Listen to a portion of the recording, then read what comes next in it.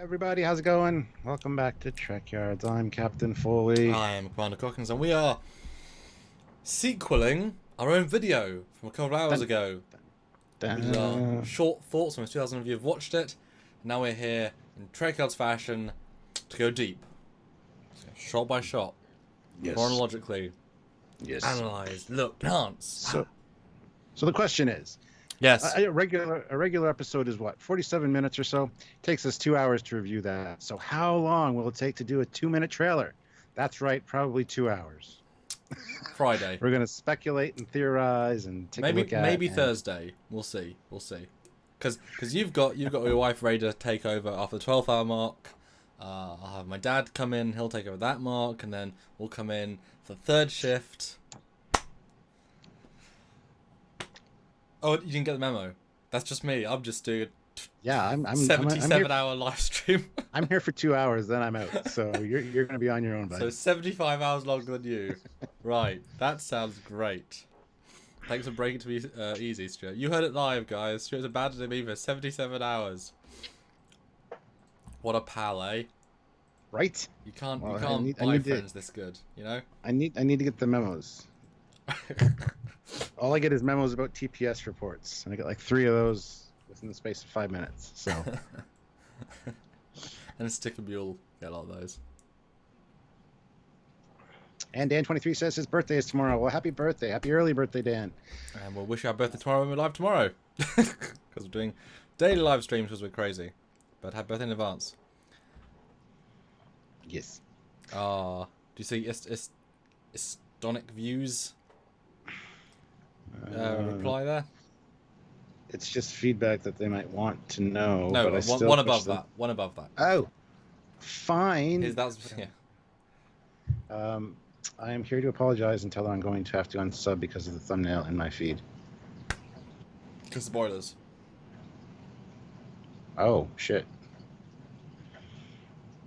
Well, sorry. Probably come back and check this out after the episode airs. Well, sounds like you're gonna have to unsubscribe from most pop media channels that look at Marvel or DC, or is how you do. We try not to do like same day. But the hype is such that I couldn't have gone even 2 swipes on my phone Comic-Con night without seeing a Trek spoiler. So yeah. Yes. So yeah, if you want to take off now, understand it. He says, "I'm sorry, I do love you guys. Well, don't unsubscribe, but just turn off notifications or unsubscribe, then subscribe when you come back." I feel bad, but yeah, Samuel's right. I've seen so many things from this trailer. 2 things in particular, quite a bit today. So I don't think you'll get away from it. Yeah. But I mean, at least everything won't be spoiled, I suppose. Is the impetus for desubscribing. Yeah. So we understand. Nimble Fox, you guys are in the right. Oh, thanks. And he says, and then that's just sensitive video says, "I know it's in the culture. I don't really blame you." That's good. We don't want to have people mad at us for that. But yeah, we got a lot to talk about, so we're gonna get into it. But I'm sure Samuel. But I will share now, and you can talk about super chats and why audience support is tremendous, and also about the points of subscribing and all that jazz. Right. Yeah, guys. As you guys know, super chats are important. They get your voice heard. We read your question, your comment, so everybody can hear it. It is good for us when there's so many people here because the regular chat flies by pretty quickly. We have our own separate. There's another window for super chats. If you've ever done a live, you know what we're talking about, which are a lot easier to keep track of. So that's why they're important. Plus, they do help the channel. There are other ways. You can. All the links down below in our description. You can hit us up on PayPal, and if you send a PayPal, mention it in the chat and we will check it out and read your comment or question on your PayPal, because PayPal takes a lot less off the top than YouTube does. So if you want to support us, you get your opinion out, you get your question answered, whatever, and we actually see it because the chat does fly by rather quickly. And I know we have to say this every live. I'm sure people get sick and tired of it, but there's always new people coming to the lives. We have 300 now. We generally have around 240 or so. So hopefully more will join, but it's a great crowd. So thank you very much, guys. And speaking of super chats, David Bessig puts in $2. Thank you very much, David. Screw the unsubber, take my money. I can just see the little meme, the gif of Fry from Futurama. Shut up and take my money. But yeah, I'm not gonna.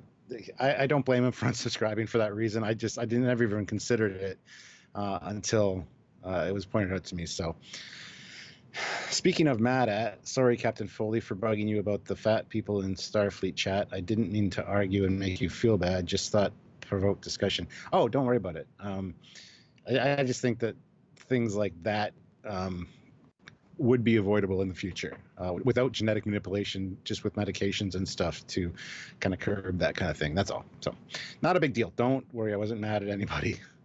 I might have seemed frustrated because it was late and it was my second live and I was tired and all that jazz. But Michael Kalane puts in $5.99 Australian dollars. Thank you very much. Thanks for these videos, spoilers and all. Well, thank you for joining and for watching. That's very important because without you guys, we wouldn't be doing this. So thank you very much, Michael. And Michael Parker also, he throws in $10. That's awesome. Thank you very much. If the writers play this right, I can see a DS9 style show based on the Borg Cube as a sort of Alcatraz type prison where you find a bunch of notorious outlaws being held. The possibilities are endless. Dun, dun, dun. Yes. Hi. Yes, indeed. Hi. Oh, you're back. Hi. Welcome, Samuel. He said nice things about me, didn't he? I did. I said you're an amazing fellow and a good friend and all that jazz. And Dystopian Guy says, we love you guys. Love you all guys. The feels. I heard. Love you guys both. Okay, so shall we jump in?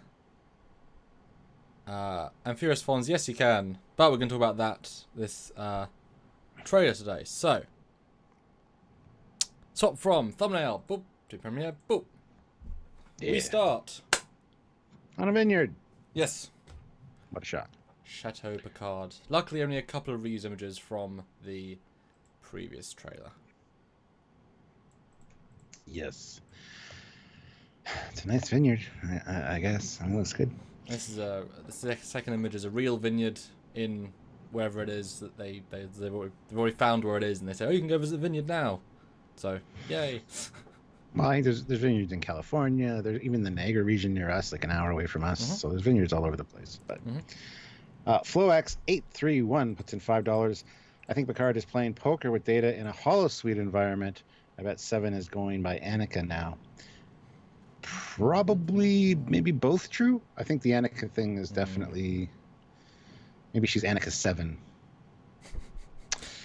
I mean, I would say, is her friends call her 7, but General Pierce Annika, and then, because her identity is built around being who she is now, and it's not Annika Hansen, it's who she is, so... Or maybe she's 7 of Hansen. Yeah. Yeah.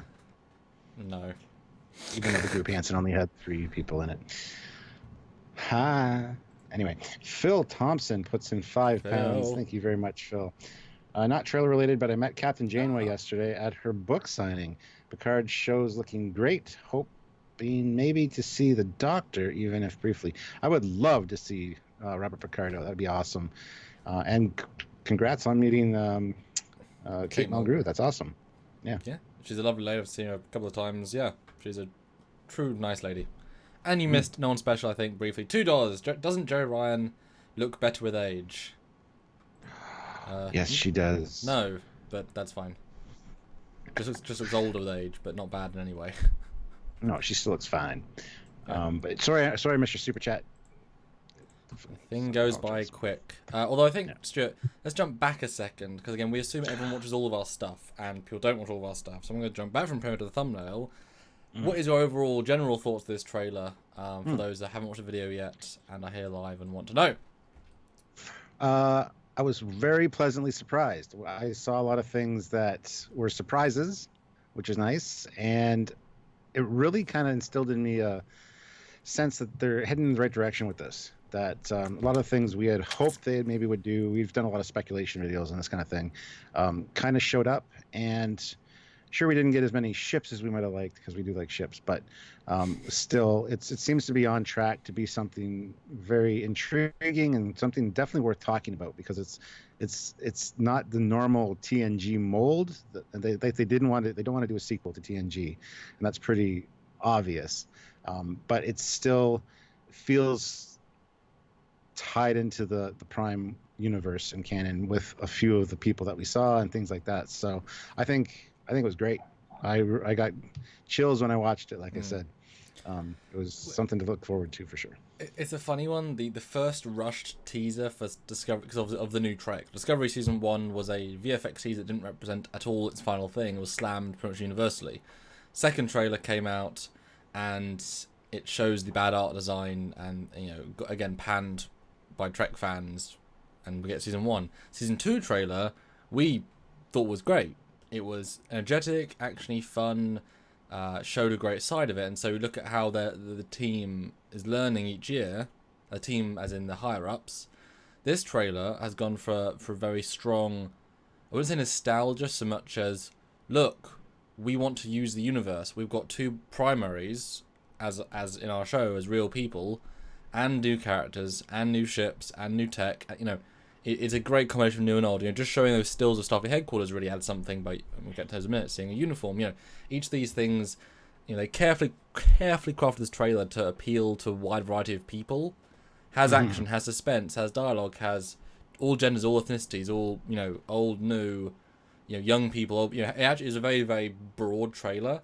I think that's one of its great advantages. It gives you a nice feel for the whole thing. Probably misleading in some ways. Jeri Ryan might have only been one episode for one scene. That might be her scene, so we don't know. Yeah. There's a movie that came out in the last couple of years where, Spider-Man 2, The Amazing Spider-Man 2, the Rhino fight in the trailer, which was to hype people, is literally about 55% of the footage of the Rhino in the entire film. It's the final beat of the film with no payoff and no whatever. And so that trailer was completely lying its arse off as to the context of the shot. So the trailer's there to get people to watch it. Although with Picard, we both have Amazon anyway, so we were never going to spend anything on the show. We get it regardless. Well, we get it on Space in Canada. It's going to be coming to Space, so it's true. It's awesome that way. So yeah, but obviously CBS it's all access for America. So if you've already got Discovery, they're not going to get anyone new by this from that. But no, so my thoughts. Trailer was a good trailer, like you were saying. A lot of fun stuff, more than we thought there was going to be, for sure. And Stuart smiling, what? Well, somebody just sent me a message because I sent them a message, and he's like, I was wondering why you were looking down while on the stream. So he's watching the stream, but I sent you something, Mark, that you need to take. Yeah. Anyway, we got a few super chats, so let's get to those real quick. Super. And they're chats, and we're going to chat about them. It'll be super while we do it. We're so funny, and that joke will never get old. I will always be remembered for my dad jokes, and I'm proud of that fact. Anyway, Red Palace puts in $10. Thank you very much, Red Palace. Could the bridge shown in the trailer have been constructed so non-assimilated people were able to pilot the cube? Absolutely, it could be. That would be fantastic. Because if you want to move this big cube around and you're not connected to the hive mind... they'd have to do some retrofitting for sure. So that would be a very, very cool thing if that's the case. So my answer is no, not remotely, not even close, no chance at all. There you go. Yeah, that's a non-Federation cargo-y subterfuge ship. The Borg Cube's not Federation; it's manned by Romulans. So no, this is way earlier in the series. I bet they haven't even filmed the Borg Cube yet. These primaries, because they've got 3 episodes left to film of the 10, so they're episode 7, and they've got Frakes in episode 7. So yeah, this is all footage that they filmed early on, especially with this amount of VFX with the displays. This wouldn't have been filmed This wouldn't be an episode 6 or 5. This would, unless you really rushed it, but just use shots from earlier. No, this is the hero ship. With all this dullness. So there you go. I'm wrong. I will discontinue answering super chats from now on. Cool. Super chat from someone. 1,000 I'll euros. read it. I'll read it. You can answer it. Okay. Dreamer out there puts in $5. Sorry about the eyepiece comparison chaos on Facebook. Please don't hate me, guys. Don't worry, we don't hate you. The eyepiece does look different. Could just be newer tech that was replacing the old stuff. It's hard to say at this point. And we have a Jeri Ryan video coming out this week anyway, which will show exact comparison of the base of that angle. So we'll have that soon. Do not worry. That's right. And Jarzia puts in $5 Canadian. Jarzia. Thank you very much. To the people wondering, her implant is there because it's just the tip of the iceberg. Whole thing is half of her skull, as seen in Timeless. Oh, absolutely, yeah. Yep. It's Yep. She's a ton of robot still. You know, Yeah. in a very simplified way, she's still a ton of robot. Yeah. And Hellrats96 puts in $5. Hey there, fellas. Just got home from work. I've been worried about Picard. However, I was pleasantly surprised by the new trailer, hoping it's good. Yeah, that mirrors my thoughts exactly. I'm a little bit more at ease now, but then again, you know, a lot of times with trailers, they do show you all the good bits in the trailer. So you got to be guarded. Don't go with too high of hopes, and just hope that they know what they're doing and hope they do it right. And I do think, even though it's called Star Trek Picard, that it's an ensemble piece. You know, don't go in thinking he's going to be the best character in the entire show. You know, the focus of everything. The fact this girl, you know, as they say in the trailer, if she's well, it's implied she's very important. She's the destroyer and all this important stuff. She's the catalyst for the story. So she's the most important character of the story. Picard's just the one to get her places. And two quick side non-super chats. Mercurial Uchara 90. I think Enterprise E is still in service. I doubt it. Yeah, I doubt it too. I mean, especially since that you'd want a new Enterprise. You wouldn't want to have an Enterprise out for 40 years as a flagship. That would be too much because tech would go so far. So I think you'd decommission Enterprise just to get the new Enterprise out. And Stuart, Samuel, can we confirm the combadges are exactly the same as all good things Endgame? No. We'll talk about that a little bit later. Indeed we will. And number one special puts in $2. Captain, known for dad jokes, and Commander for MSMR. I think ASMR. That's not how you say it, but thank you for the reference there. Very appreciated. And so yeah, let's talk about the starter trailer. We're both very good at ASMR. This is going great. Also, 478 people watching, which is absolutely phenomenal. 116 likes. Please click that like button. Please subscribe if you haven't already subscribed to the channel. Really, really nice to have this many people watching us and like what we say, theoretically. Welcome to all the new people. Yes. Hopefully we won't scare you away. We've got an amazing backlog. If you love ships, just Google Trekyards and a ship. You're likely to find a video and likely the designer of that ship. That's what we're known for. Go back and look. Yes. Gmon78 puts in £2. Damn it. I set a reminder and still missed the start. We didn't miss anything. We talked about a Vineyard picture. That's it. We've been dealing with super chats. So don't worry. You're not that late missing anything. So anyway, now we're getting into it. So let's get into it. So the first couple of pictures are him in his vineyard with the wording, "Have you ever been a stranger to yourself? Many, many times." Do you have any thoughts? No, just showing his state of mind. Now that he's out of Starfleet, he doesn't have a purpose, essentially. He had told his brother Robert that the Vineyard, carrying on the family business, wasn't his thing. So I'm glad that it's kind of not. Like, I'm glad he didn't settle in that groove of, I've been making wine for 15 years and I love it. I'm not going back to do nothing. Yeah. You know, he's very uneasy. He's unsettled. He feels like he needs to be doing something important. So when you go from, you know, his last big venture we saw, saving the entire Federation and freeing the entire Romulan people, to growing wine, you know, the process to make wine, it's not exactly apples and oranges, you know, of satisfaction, I'm sure. Or grapes and grapes. Grapes and grapes, or lemons and grapes, or tangerines and oranges. You know, think about, we saw as part of the San Diego Comic-Con exhibition, we saw that they actually went ahead and made a new image of Picard looking at ensign. You know, he's been in Starfleet for his entire life. And he actually, I didn't realize I'm glad she got this answer. I appreciate they're now into the canon there, that he was a lieutenant on Stargazer as a pilot, and he rose to the rank and got captain of Stargazer. So that was his second big ship or so to be on then he got command. So he's had 3 ships, a lot of in charge time. Became an admiral for I think it was like 12 years as an admiral. It's not too long, but I mean plenty long. To go from all of that to Vineyard, I'm happy that he's not content, because it is not what he was meant for.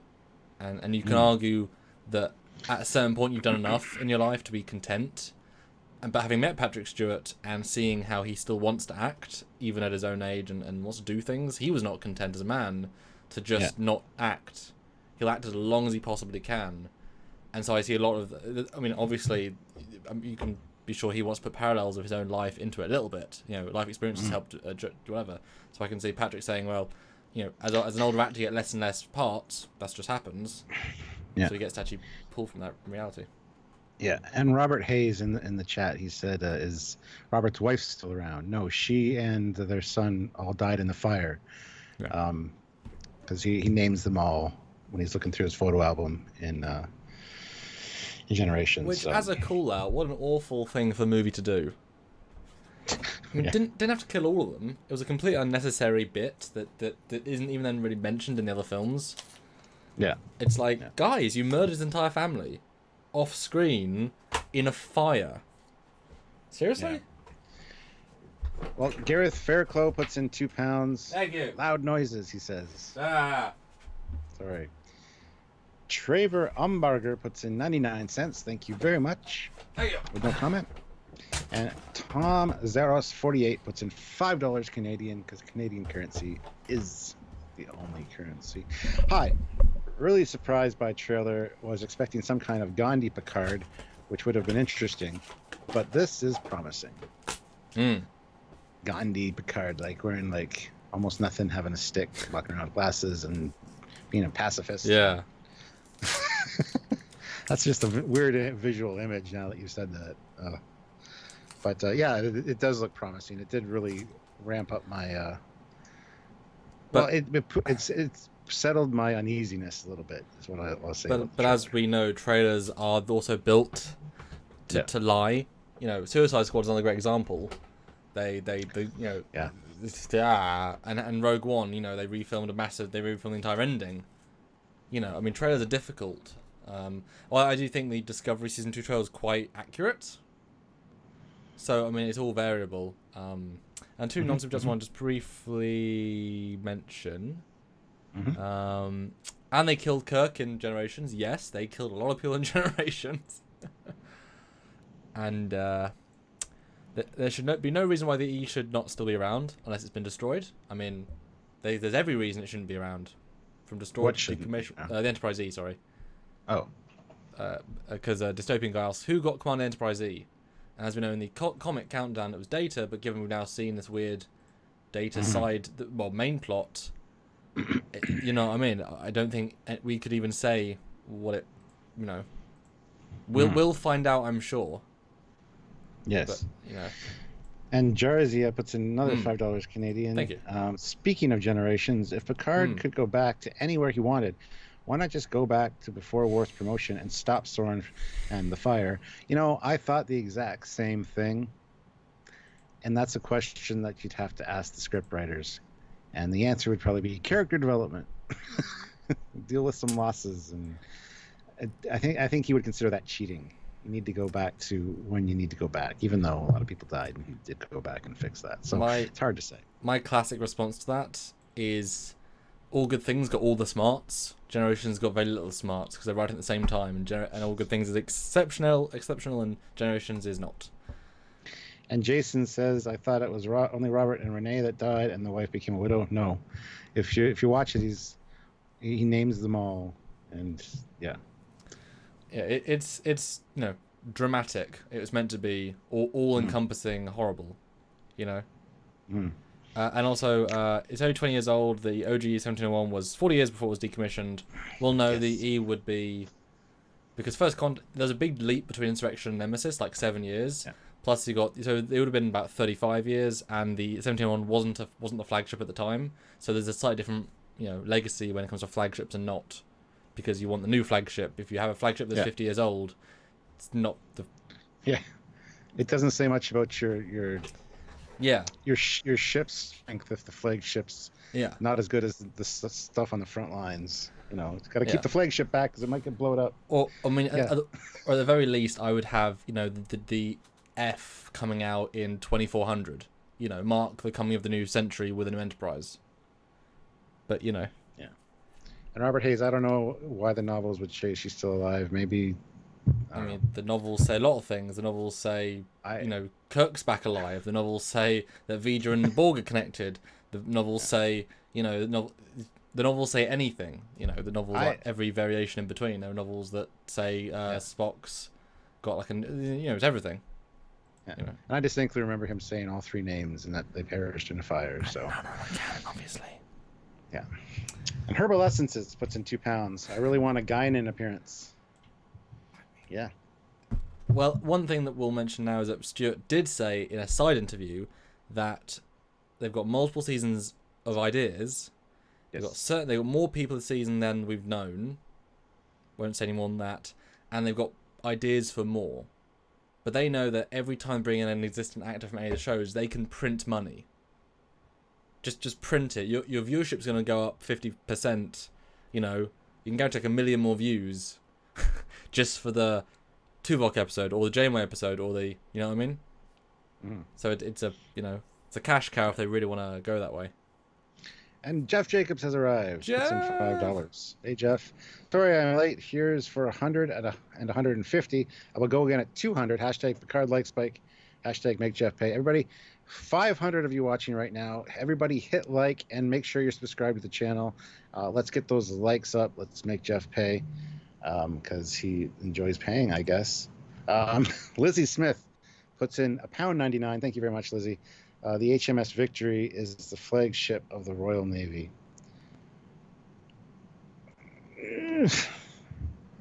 I guess. I don't know if that's. Although we know they don't exactly. We know they don't actually go by naval exact traditions. I mean, the Trek world is slightly different. All that stuff also. Anyway, so then Amazon Original, we cut to the combadge, which I've got mine here. The combadge, Stuart. Why is that important? I do too. Combadge. There it is. Here's mine. Mine's all shiny though. See. Yours is a collector's pin. Mine's actually a production style resin with. Well, I have one of those too, but it's just not down here. It's upstairs. Don't get all. Don't. I only get this one. This is the only one I would want to get. Yes, but anyway, you were saying why is this important? Yeah.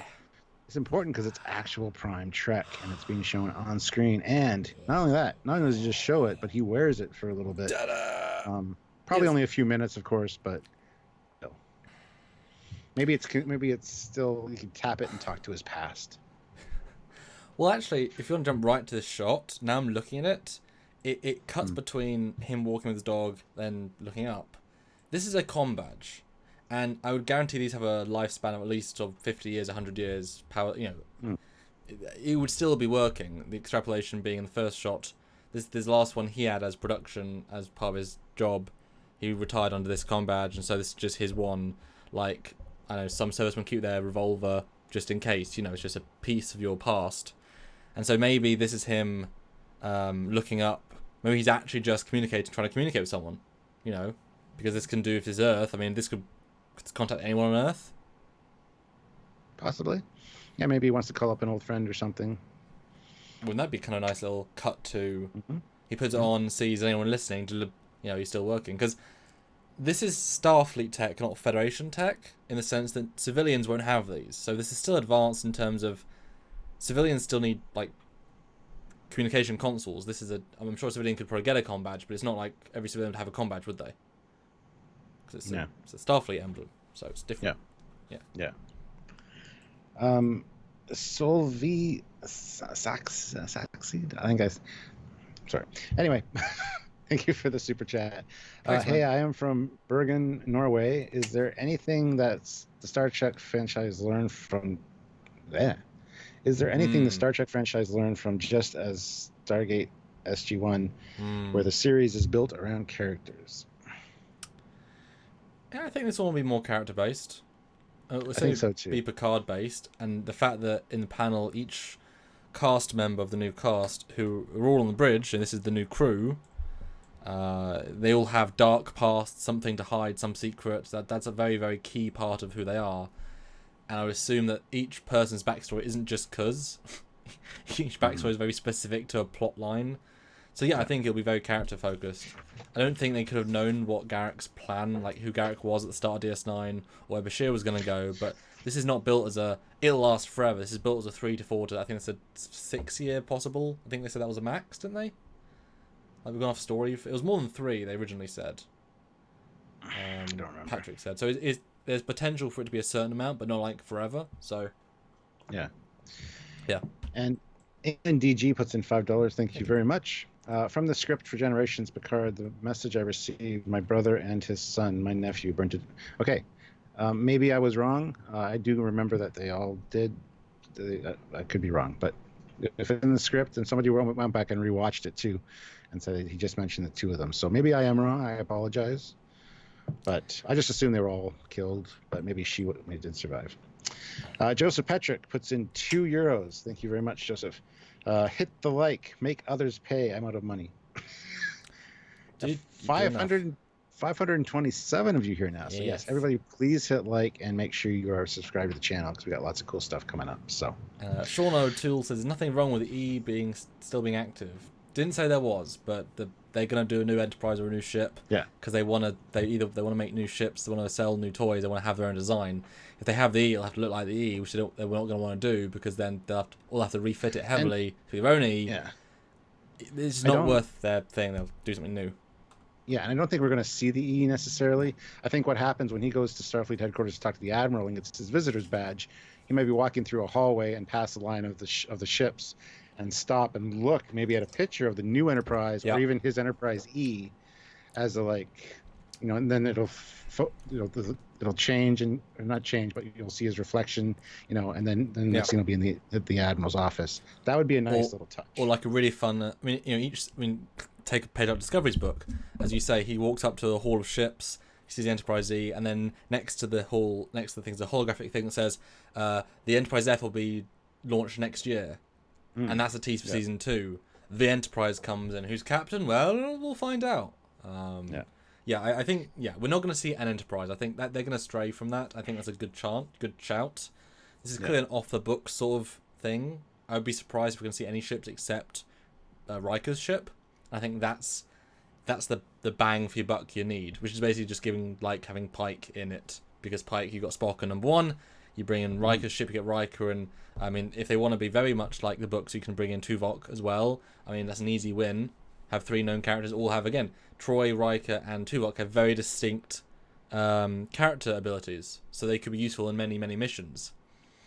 If they want to go like not the playground, the tour. Wesley would also be on the Titan, although I think it won't be the Titan, just because I think he will have got an upgrade past Titan after 20 years. That's my gut. Just because then they get to another ship again. Each new ship they design, they get to sell an Eaglemoss, they get to sell 100,000 models, they get to print money. Picard, obviously Stargazer got destroyed, but Picard went through 3 ships in 20 years.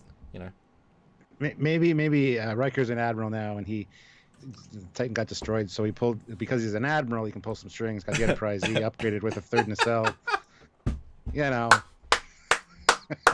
Now that will legitimately be very clever.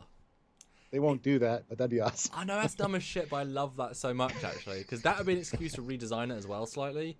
I would love to see that with a 3rd nacelle. That's really clever, actually. That would be a good reference. Oh, I love that. Guys, super chat for that genius right there. That is good script writing. Well, speaking of super chats, we have 3 waiting, so let's get to those. Oh, god damn. Nimble Fox puts in £5. Thank you. The adults on the ship are the kids named on the Picard Day sign. They are Enterprise D kids, my theory anyways. At least one of them, I think, will be that, yes. That would be very cool.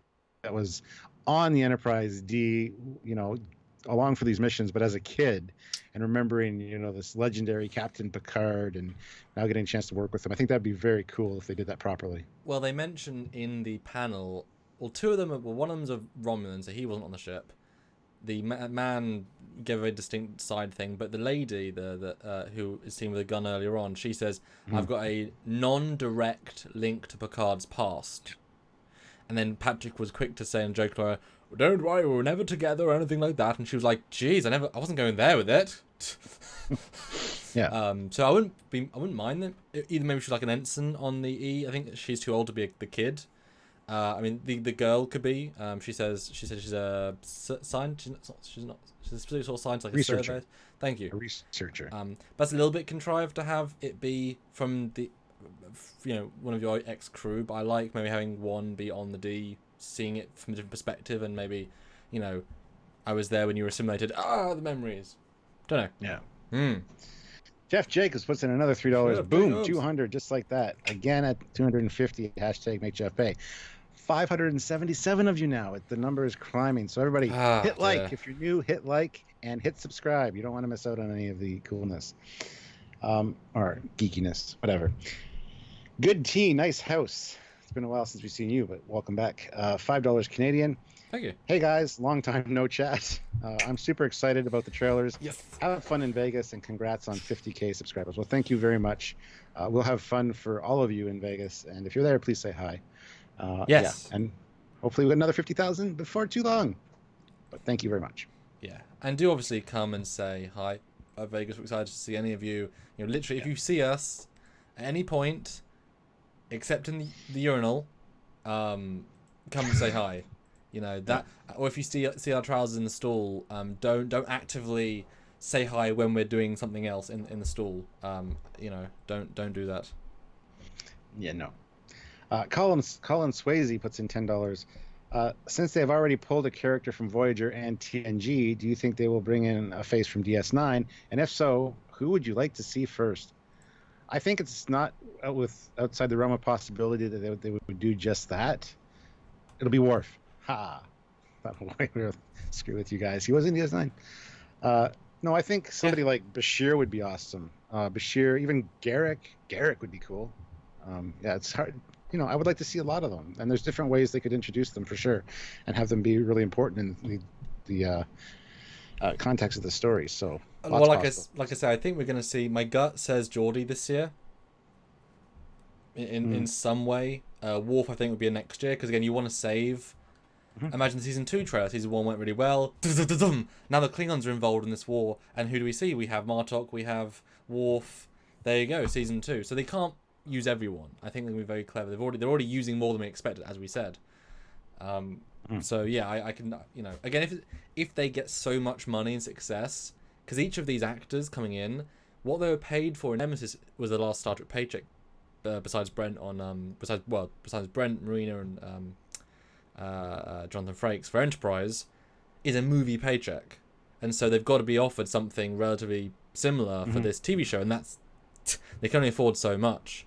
Not in a bad way. They certainly deserve it, because they're going to pull in that people. But I think season 2 that we're gonna see even more if it's successful. Yeah. Jaddock Productions. Welcome, Joseph. He puts in $2 Australian. Thank you. Wow, I can't believe I missed the beginning. You haven't missed too much, to be fair, but that's the notification system for you. So, and Gmon78 puts in £2. How long was Picard captain of the E? Well, Enterprise E. I have no idea. We know that exactly now, because the date was in the museum. I will re-find out, but we do know exactly now, and I'll let you know. So, Stu, you talk about the next picture, which is the Sung android in the drawer. While I find the date, so we know exactly how long, which is awesome. I think it's B4 in a drawer. It's like Elf on a Shelf, only different. It'll be the next craze for the holiday season. B4 in a drawer, a little miniature drawer. You can put your droid together. That'd be cool. It was. There's been an interview with the cast, and Brent kind of let it slip that he is playing Data, in fact, and that B4 is in the drawer. Now, whether that's true or not, you got to take it with a grain of salt. Brett, he's kind of a joker, but the look on everybody else's face was kind of like, oh, I don't know if you should have said that. So it's probably likely that he is right. Either he's playing a holographic version of Data or something, but he is playing Data. And that B4 was probably disassembled. There's probably too many issues with the positronic net, and just overflow of information perhaps was causing some issues, and they needed to take him offline for whatever reason. So chances are that's who it is in the drawer. It could also be lore, but we just don't know. Lore in a drawer, that works too. That's so good. Lore in a drawer. A lot of people have said looks like it's got singe marks on it, and so it's from the explosion. However, No, that's ridiculous. If you're standing on a ship that gets exploded up real good, like that one did, right beside a Theraron core. Thank you very much. Come on, Stuart, that made up word. Get it right. Right. Chances are, I always assumed he got at least partially atomized by the explosion. There might be pieces of them, but not nicely cut up pieces like this. No. There's the head, there's the legs, you know. I mean, it wouldn't be enough to rebuild him. That's ludicrous. Yes. Yeah. You know. Brian Straight puts in $5. Thank you very much, Brian. My feelings on the trailer, a huge meh. Doesn't look for feel like the Trek I love and want to see. Too Kurtzman looking. Everybody's entitled to their opinions. But yeah, a lot of people have been kind of mirroring that thought as well. So I think fundamentally it shouldn't feel like TNG. Why would it? DS9 didn't feel like TNG. You know, every Trek evolves as we go. Enterprise didn't feel like any of them. It should be a new. You know, Discovery is this weird thing that I think interest is going to die down on because now we've got actual new Trek. It's funny. Every time we keep talking about Picard, I forget there's a Discovery season 3, which is so strange. Literally, they didn't really push Discovery season 3 at San Diego Comic-Con. That's going to be a Vegas thing, I think. Yeah, I suppose. But they're shooting it like right now. Mm-hmm. It's just like, they're in the future, super future. Don't really care about the characters that much. Doesn't really matter, does it? At this point, it doesn't really matter. Well, no. We have 620 people here. Everybody hit like. If you're new to the channel, that's amazing. If you're new to the channel and you want to keep up with, we got a lot of small bite-sized videos coming out this week, plus a lot of lives. We've got a lot to cover and talk about. So please hit like and subscribe and notify so you get notified when we upload. And I'm failing to find a picture of the E. I've had every other ship except the E. But I think it was like 27 years. It was like 5 years after Nemesis. It wasn't very long, or 4 years. Sorry, I should have saved every picture from that thing. I just didn't. My bad. Yeah. Jaddock Productions again puts in $2 Australian. It's Build-A-Droid, and Quark is charging. Look, Build-A-Droid. That could be a thing. Hellrats96 puts in $10. Thank you very much. Had to talk to someone for a bit, so I missed the last 10 minutes. But I wanted to chime in with my theory that Mystery Girl is the love child of the Borg Queen and Locutus. The Picard line continues. Could be a possibility, but no. Think about. I've heard that theory a few times, and I don't see why there'd be any reason for that. Like, Picard was taken by a cube, assimilated on that cube, stayed on that cube was destroyed. Even if there was a queen on that cube, which wasn't necessarily on the cube, but could just been in contact with, you really think her first thing was, let's do it, make me pregnant, leave on a shuttle before it gets blown up, even though she's going to go kill Earth, transport back to the hub, be a different queen than we see later. Like, the Borg don't procreate like that. It's not like how they work.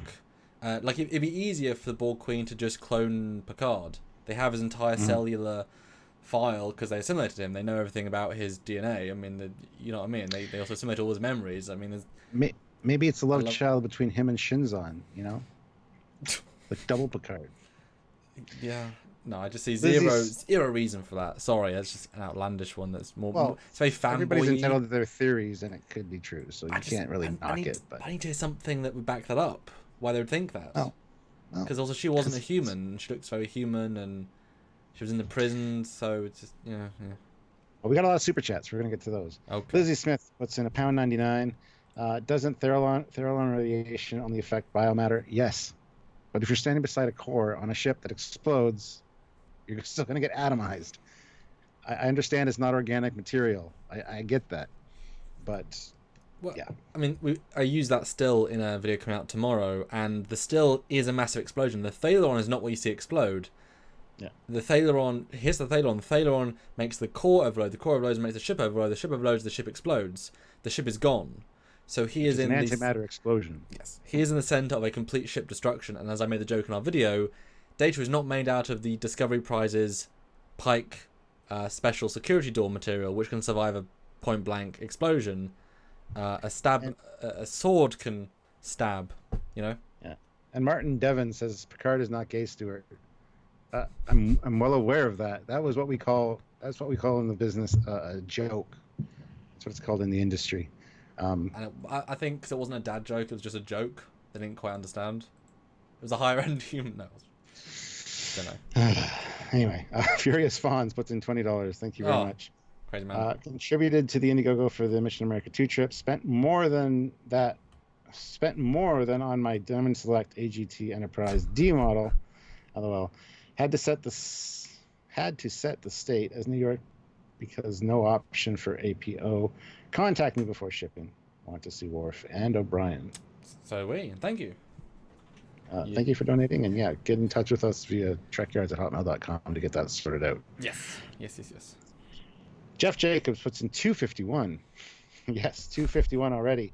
Again, at 300. Make Jeff pay. 621 of you here. I'm going to remind you all again. Hit like if you haven't hit like already, and hit subscribe as well. We want to get more subscribers. So, but make Jeff pay. Let's get to 300 likes.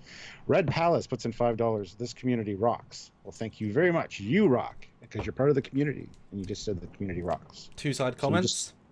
Yes. But you can finish. I thought you finished. Community rocks. I was finished. Okay. I was just going to say, you just complimented yourself by saying this community rocks, and I said you rock, therefore you complimented yourself. Anyway, yes.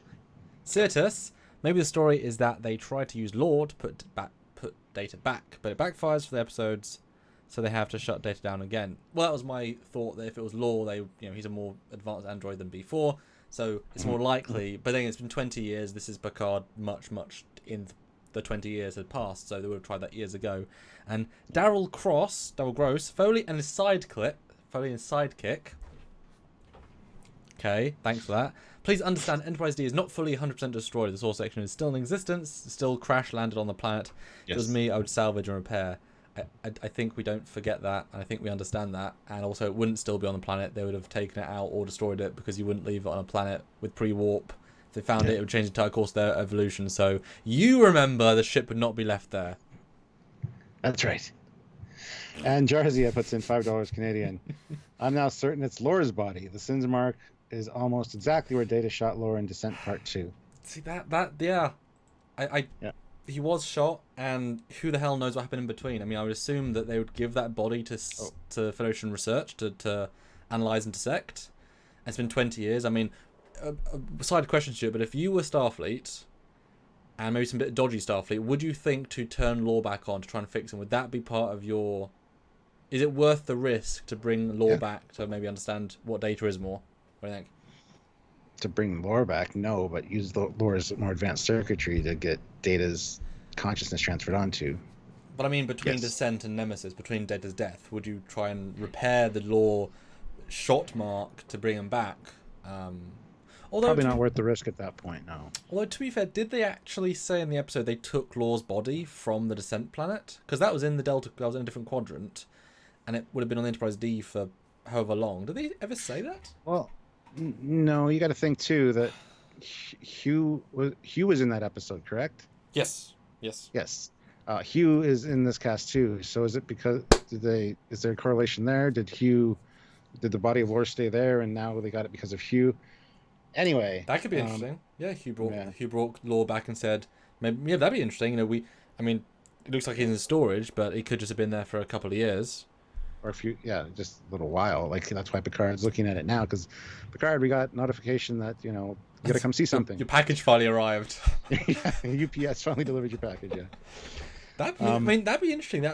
Data. That'd be a fun thing. Lore had to. B4 can never cope with it, and so he's been talking on the holodeck. But they finally found Lore. Hugh comes in and says, Picard, the Borg are back. What? And we brought you a present. It's Lore been, Maybe because they uploaded all of Data's information to B4, it got corrupted, so they can't actually reestablish Data in Lore's body, even if they tried, because it overflowed the Matrix or whatever. I don't know. I mean, we know that in First Contact, the Borg Queen was, I think, genuinely smitten with Data in the sense that she loves his perfection. It wasn't love lust. It was more like, ooh, you're so advanced. You're the iPhone 13 to my iPhone 4. Ooh, it just gives me chills. And so we know the Hugh actor did let slip that he is Borg still, or at least the evolution of what he was as Borg, confirmed. He's not recovering Borg, he's still Borg. That's important, or at least, you know. So if they maybe thought, we'll go back and get Law's body and try and, you know, make ourselves more better. You know, Data is the ultimate synthetic robot android person, and what Borg want to be. So imagine, you know, with Data re-technology, they could be even more than just human. Whole new thing. Well, super chats. We got a lot of super chats to get to, so let's not take too long to answer. Nimble Fox puts in £2. Isn't the girl confirmed as Hugh's daughter? There's no confirmation of anything like that yet, but it's definitely something that's something that could definitely be a possibility, based on what we've seen. So yeah, that's interesting. Although, I mean, it is random to bring Hugh back, but in a good way. It's a deep reference to go into. But no, I've watched all the different interviews, all the different panels, and she's been very cagey. Although she did specifically say that, what's the quote? She had a horrible tragedy in her life, goes to Picard for answers, but lived her life as any normal woman would. So that implies she wasn't an assimilated person because she'd be too young to be assimilated in the old gen of Borg. So there's more to her story than we know. We know nothing, but I don't think she's now an ex-Borg per se. It doesn't actually stunt your growth, because it doesn't. You grow still. Yeah. Nathan Flynn puts in $1.99. Thank you. You don't need to have sex to have a child. Okay. Yes, but yeah, then it's more a clone than a child. I mean, or just a biological. I mean, you wouldn't call it a love child, would you? You'd call it a test tube baby. Yeah, Borg Cube made a Borg Cube. A Borg Queen made a Locutus Borg Queen hybrid. That's not a love child, then, is it? Sorry, it's not the same thing. Ryan Ferguson puts in $9.99. Thank you very much, Ryan. Oh, dude. I think Picard will be better than Discovery and JJ Trek. Honestly, it's about damn time we got some real Trek. Keep up the good work, you guys. You guys get 10. Thank you. I think both the Enterprises will show up. Yeah. The EMF. Oh, I don't think so. But thank you, dude. Appreciate it. That's really, really helpful. And 610 people. That is absolutely incredible. We hope you guys join for the rest of our lives this week. We're going to talk about Lower Decks, the short treks, more about Picard with subtopics. This is our general breakdown, which is going great. And do click the like button, do subscribe. Back to you, Stuart. Absolutely. Do all the things he said. Jaddock Productions puts in $2 Australian. Data needs more than a defrag to be fixed. Yeah, I would say so. Yeah. Or time travel. I mean, why not? No. Oh God, no! Please don't bring time travel. Razor 22 Gaming puts in $2.50. Can't wait for the series. We'll be rewatching TNG and Voyager. Yeah. Yep. And I'm way. This is out of the 3 shows by far. This is excitement for this one. Lower Decks. Wait for the writing, and then Discovery. Wait for the story. Don't care about the writing or the characters, more the story at this point. Like, what will they do? Yeah. Gmon78 puts in £5. And again. So yeah, Eagle Moss are putting IOUs in with their deliveries instead of the magazines now. That's new. Could they suck any harder? Well, I don't get the magazines either. We get stuff from our Eagle Moss representative, and I've magazines. So. Well, I get both Discovery and the normal subscription because I still pay for them because, you know, support Eagle Moss. And yes, I think, there's an IOU, but they said there was like some big printing error. But I mean, Gmon, they've had like 150 issues. It's the first time they haven't come with a magazine. So I think 150 magazines over 5 years, they've done really, really well. I mean, there's no reason they should fail, but give them 1 out of 150. I'm not worried at all. As long as I get it, I'm fine. Yeah. I got my Discovery Enterprise magazine that didn't come in the first round, so I'm happy I got my Discovery Enterprise magazine, so I wanted that. Yeah. Nice. Dreamer out there puts in $5. Hey. If CBS really loved us, they would license appearance to Galaxy X class dreadnought. Yeah, but that's not going to happen. So, I mean, they did. Just.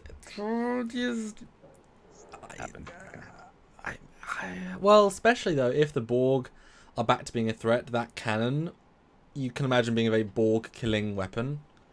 One thing you've got, and again, I rewatched the end of Endgame. The Borg Queen specifically says she's similar to the armor tech, and if you extrapolate, and that armor tech, she managed to send that knowledge to the sphere that attacked Voyager. So I would be fine with extrapolating that the new tech given by future Janeway is sort of nullified at this point. So maybe you need a phaser lance on a Galaxy X to kick some ass and sell more toys. Or perform a jailbreak on a X Borg Cube that's now prison. Yes. Samuel Johnson puts in $2. Thank you very much. With no comment. Xbox style. I can't remember what they're called. Mii's, whatever they're called. Yeah. Thanks, Samuel. From a Samuel.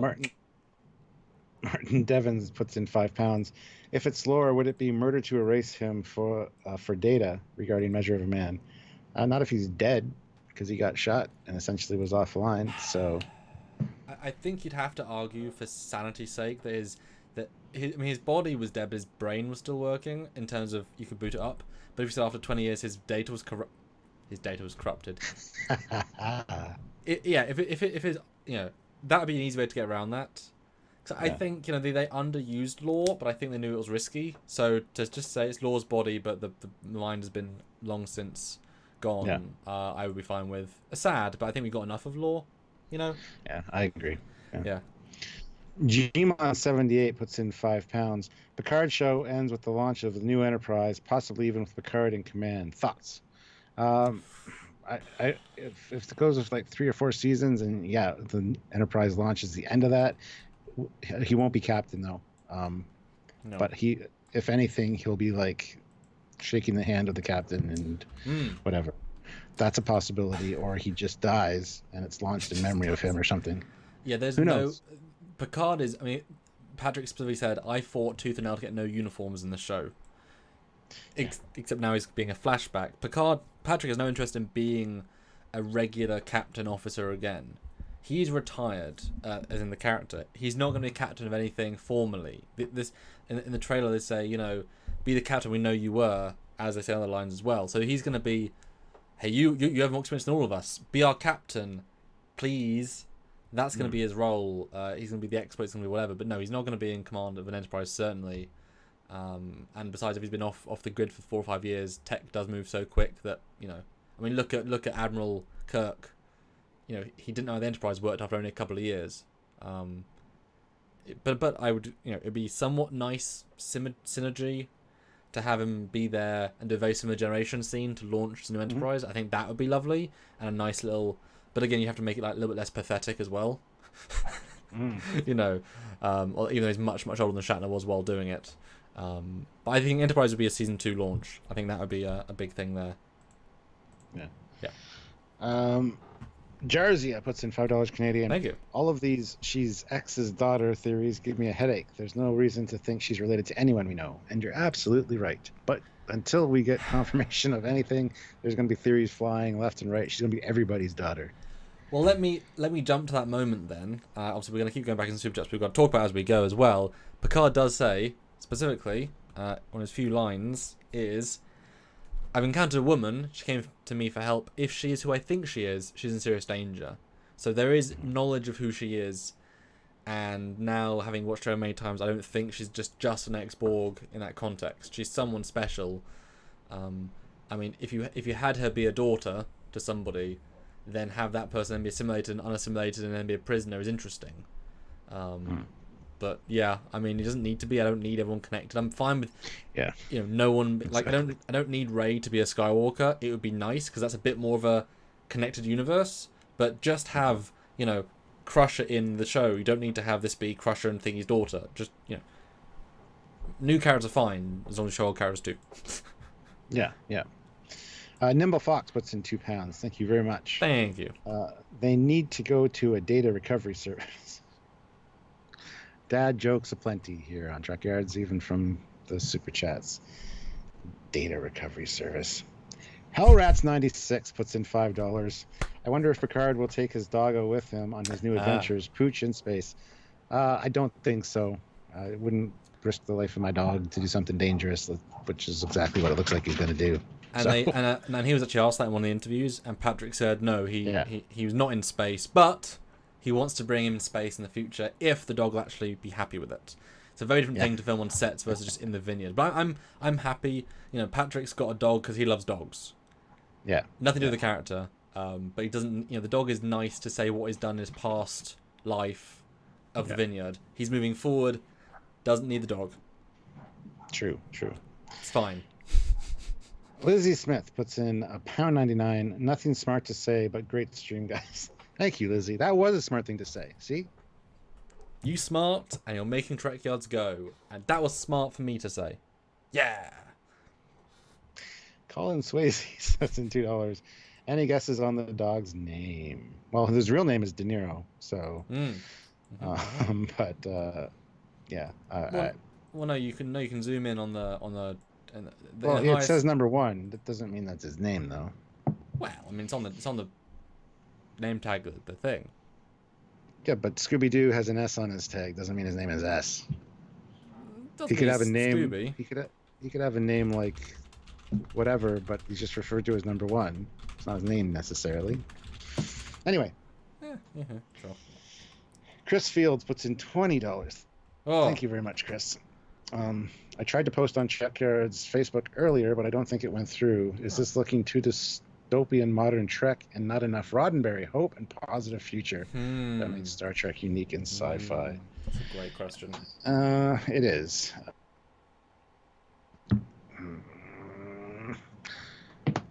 I don't know how to answer that. I mean, yeah, Gene Roddenberry's vision was fantastic, and the hope for the future is a great thing.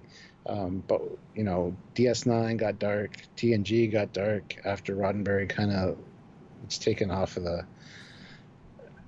the center seat, if you will. And it actually, it's a good question. I don't even know how to answer that. I like how when we get super chats they tend to be really more invested questions. Like, that's a regular theme. That's a good question. Well, you can write a longer thing if you have more super chats. So. One thing that Kurtzman and Goldsman said many times, which at this point you should laugh at, honestly. It's very Gene's vision. We always think, what would Gene do? And it's like, you wouldn't. That's just that's lip service. You're not doing that didn't do that for Discovery. Because you wouldn't have this sort of violent whatever. I mean, Gene didn't agree with DS9. He didn't agree with Star Trek 6. Or, these things didn't agree with. You can have, in my opinion, the dystopian elements as long as the Federation itself, Starfleet itself, is a positive entity. There's always people, things, missions that slip through the cracks. I mean, look at the Baku mission. That was a broken mission, but the Federation... Well, DS9 was still a good entity, So have good Starfleet, have good admirals, have whatever, but you can still have a darker mission. Just make Starfleet be good and the overall message be good. And he wants to help this lady. That's a good message. And so it needs to have that positivity. The future should still be positive, even with the wars should be positive. But character stuff will still be dark, just not the world. I think exactly what you said is correct. Just because it's dark doesn't mean it's dystopian. First of all, second of all. Yeah, Picard's going to go to this Admiral. She's going to refuse him help for whatever reason. He's going to have to assemble a ragtag crew and take a new ship just to do what's right, because he's very firm in his belief that what Starfleet doing, if they deny his help or deny what he needs, it's the Admiralty. They're usually, so he's going to do what's right, and that's what Gene always focused on, doing what was right. Yeah. I mean, how many TOS episodes... And evolving as a species. So. How many TOS episodes do they undo the status quo? And I want to jump to something you said in a previous stream/video about the Romulans. Do you actually stick to your idea that the Starfleet knows the Romulans are doing these experiments, and therefore she can't sanction a mission because... but politically, Picard, I'm sorry, but this would be against our Starfleet's interests. I mean... there's enough Romulans in the trailer to show a major impact. I mean, talk about that theory, because I love that from earlier. Well, yeah, that could be one of the things that made him leave Starfleet. The whole thing with the Romulans having this prison with former assimilated Borg, whatever the situation is. Yeah. We saw them doing experiments, or at least doing surgery on somebody on a table. Yeah. And perhaps it's very unethical, and Starfleet, because of the political landscape, made some concessions and, are allowing this to happen. And that's why he quit Starfleet, because he didn't agree with Starfleet's ideals. That works for me, because he has said before he wouldn't leave Starfleet. And if something goes against what he believes in, damn right he's going to leave. So I think that would work excellently. I mean, he's a Borg survivor, an assimilation survivor, and so much so that he was one of the lead Borg for a few hours, whatever. So he would have, except in First Contact, but again, weird Picard, he should have huge sympathy for those that are ex-Borg, and that he's living proof you can come out the other end, still have a good career, good life. And so, if Starfleet is letting the Romulans abuse them, that's why we think 709's a great call, because she, again, ex-Borg survivor, she and Picard would become friends, absolutely. He would search her out, or either he'd search her out because of the stories, or she would search him out because, she gets to meet Locutus. That's pretty cool. I'm sure the Borg system update XP.3.5 said, we've got a new leader, Locutus, this is Face, cool beans. And so she'll know him either way. Yeah. No, I totally buy that. I got another super chat here. Jeff Jacobs puts in 301 likes. Nice. Again at 350. Hashtag Picard like spike. Hashtag make Jeff pay. So yeah, guys, 626 of you here. Please click like and click subscribe. Yes. Let's make sure that we, you guys are tuned in. And let's make sure history never forgets the name. Trekyards. Oh God. You had to go there, didn't you? Yes. Jaddock Productions puts in $2 Australian dollars. She could be the AI from the D in Flesh and Blood. What is that? No, just in Flesh and Blood. Oh. Yeah. The AI from Enterprise D. I mean, it doesn't necessarily have an AI, but, Well, Dystopian guy says Ryan Troy's daughter. That I would buy slightly more. That she was attacked, kidnapped early on in the Titan's career, and she doesn't remember her parents, and he never met her because she was too young, but now she's grown up. Or not that she looks like, Riker or Troy. I think we should definitely see a Riker and Troy child. I mean, hands down, that would be an obvious one. That'd be lovely. I think we've wanted to. I memean, if you recall, Jonathan Frakes and Marissa did actually pitch the Titan show, which would be a family comedy on the Titan with a unit years ago, and it was a joke, but they genuinely wanted to do it. And so I would love to see a very happy them. Don't go dark. Don't go Leia and Han in Last Jedi and Force Awakens. Bad relationship, didn't go well. They're still in love. She's, I don't know, captain. If you want to make her captain in her own rank, just cause, I don't know, or just a full. Please don't. But not on a ship. Just like she earned captain rank and just stays on. I don't know. If you don't want to be captain, then you've got a ceiling of rank because you don't want to be a captain. Yeah. Jarzia puts in $2 Canadian. Thank if you. Picard had a pet, it would be a horse. But yet he has a dog, so. It could be a fish, dog, horse. Right. Or it could be a horse with a dog's mouth. Look that up on Google. It's pretty terrifying. Nimble Fox puts in £2. The dog better be called Riker or number one. It won't be called Riker. It says number one. Just a stupid name to call a dog is number one. That's just dumb. I'm fine with it. I think it's something else for sure. Well, so Nimble Fox, yay for Archer. Kurt North puts in £5. 5,843 days is 3 days shy of 16 years. Picard Armada was 15 years ago. Borg invasion Romulan experiments on defeated Borg. Another theory, Borg virus. Christian Bayer. It's almost 16 years. That's a good point. I was going to do that math at some point as well, so thanks for doing it for me. I don't want to see Borg invasion because it sort of hurts Endgame's ending. I like the idea more that they became scattered and fragmented with a lack of, control from the Queen and connective tissue. But I wouldn't be, I guess, opposed to them taking those 5-6 years to get a force again. But again, the Borg have assimilated so many things that if the Borg really wanted to kill the Alpha Quadrant, they could. Mm-hmm. Any Borg invasion, third time's a charm. They should learn their lesson. They should be able to kill everyone. So I don't like a Borg invasion for that fact. But yeah, I mean, it's definitely linked to that. That's great. Thanks for working that out. Yeah. Dreamer out there, $2 confirmed. Bago's name is number 1. Mm-hmm. Don't think that's confirmed, but that's good. Gareth Fairclough puts in £5. Right. I agree, Sam. After all, we had Blake Sevens for an evil Federation. Yeah, that was what the baddies would call the Federation. Nice. Yeah, that's good. Colin Swayze puts in $5. Do you guys think all of the old main TNG aliens make an appearance? Ferengi, Cardassian, Klingons, Romulans. Some of those for sure. I don't know if all of them will, but I'm sure we'll get references to what's going on in the Cardassian Union right now and things like that. I'm sure it'll be mentioned at least. The thing is, it's almost a generation after Nemesis, and Nemesis is quite a unique film because it's in a bubble. The E is actually quite old at that point. We learn nothing about the galaxy, nothing about the situation post-Dominion War. It ignores everything.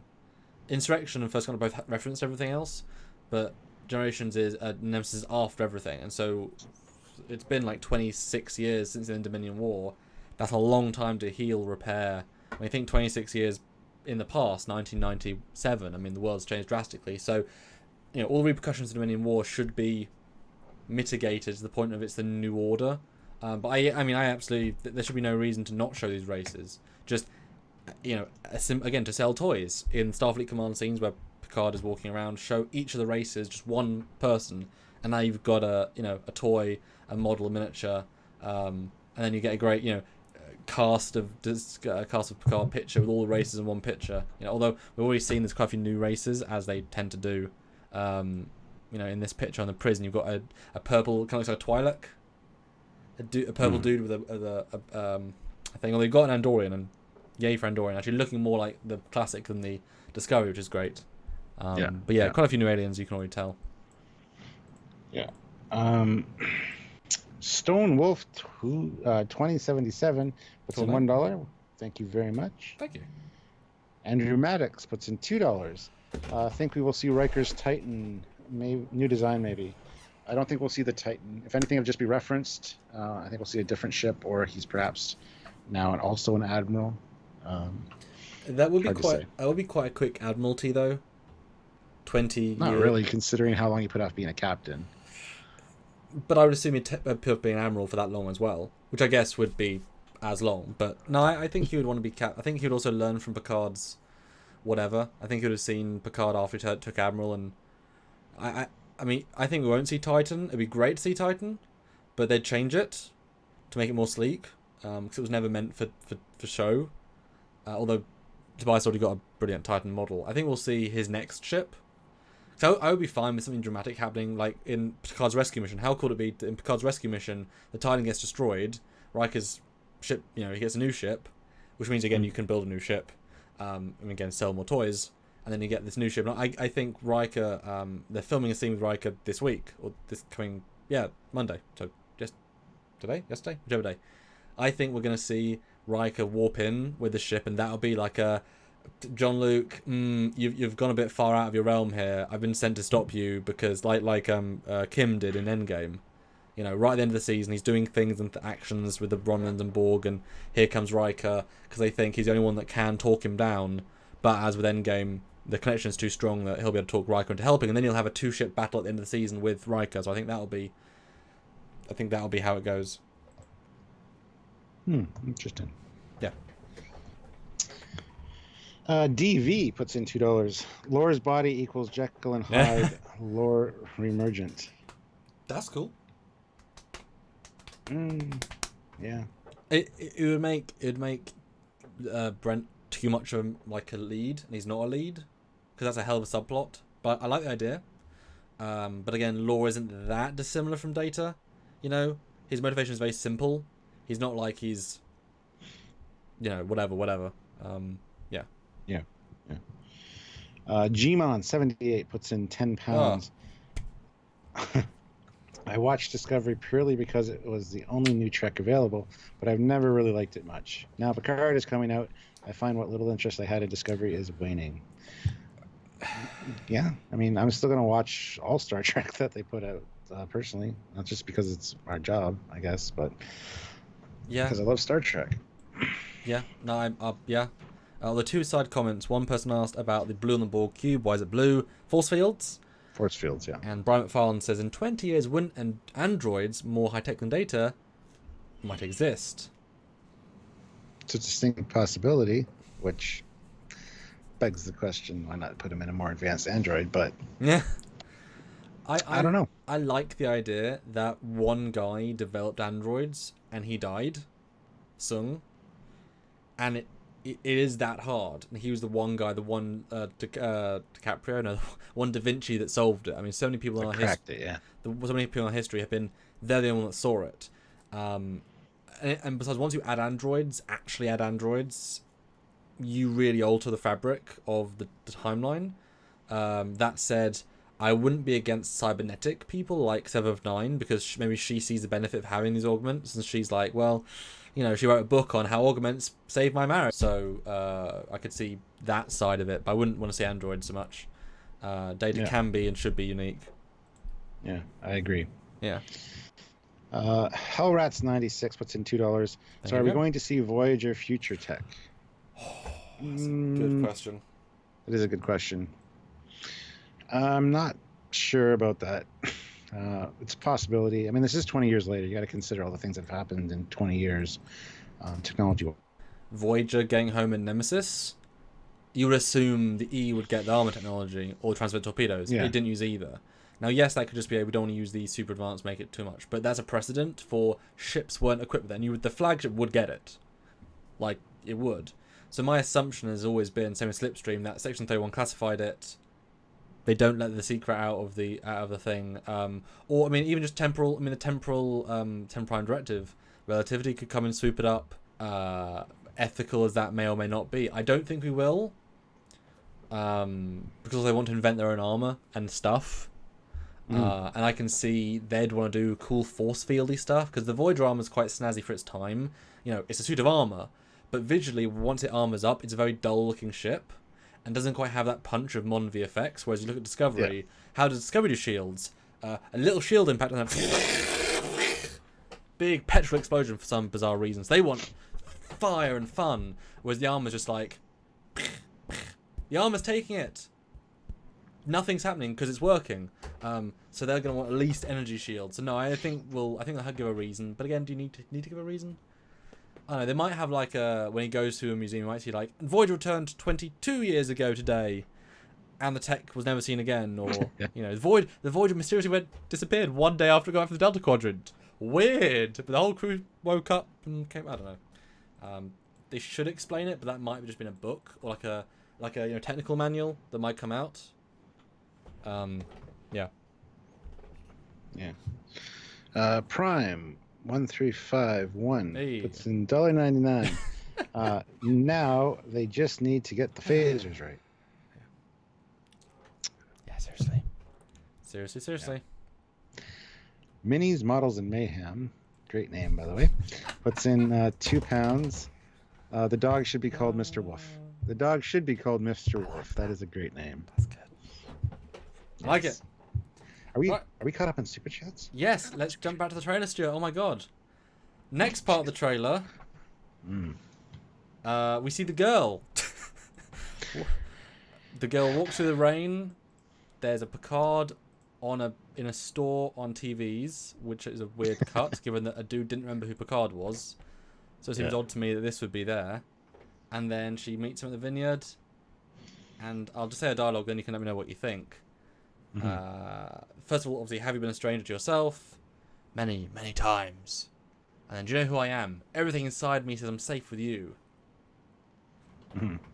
So, thoughts? Well, she is shown on the in the prison amongst the crowd of people.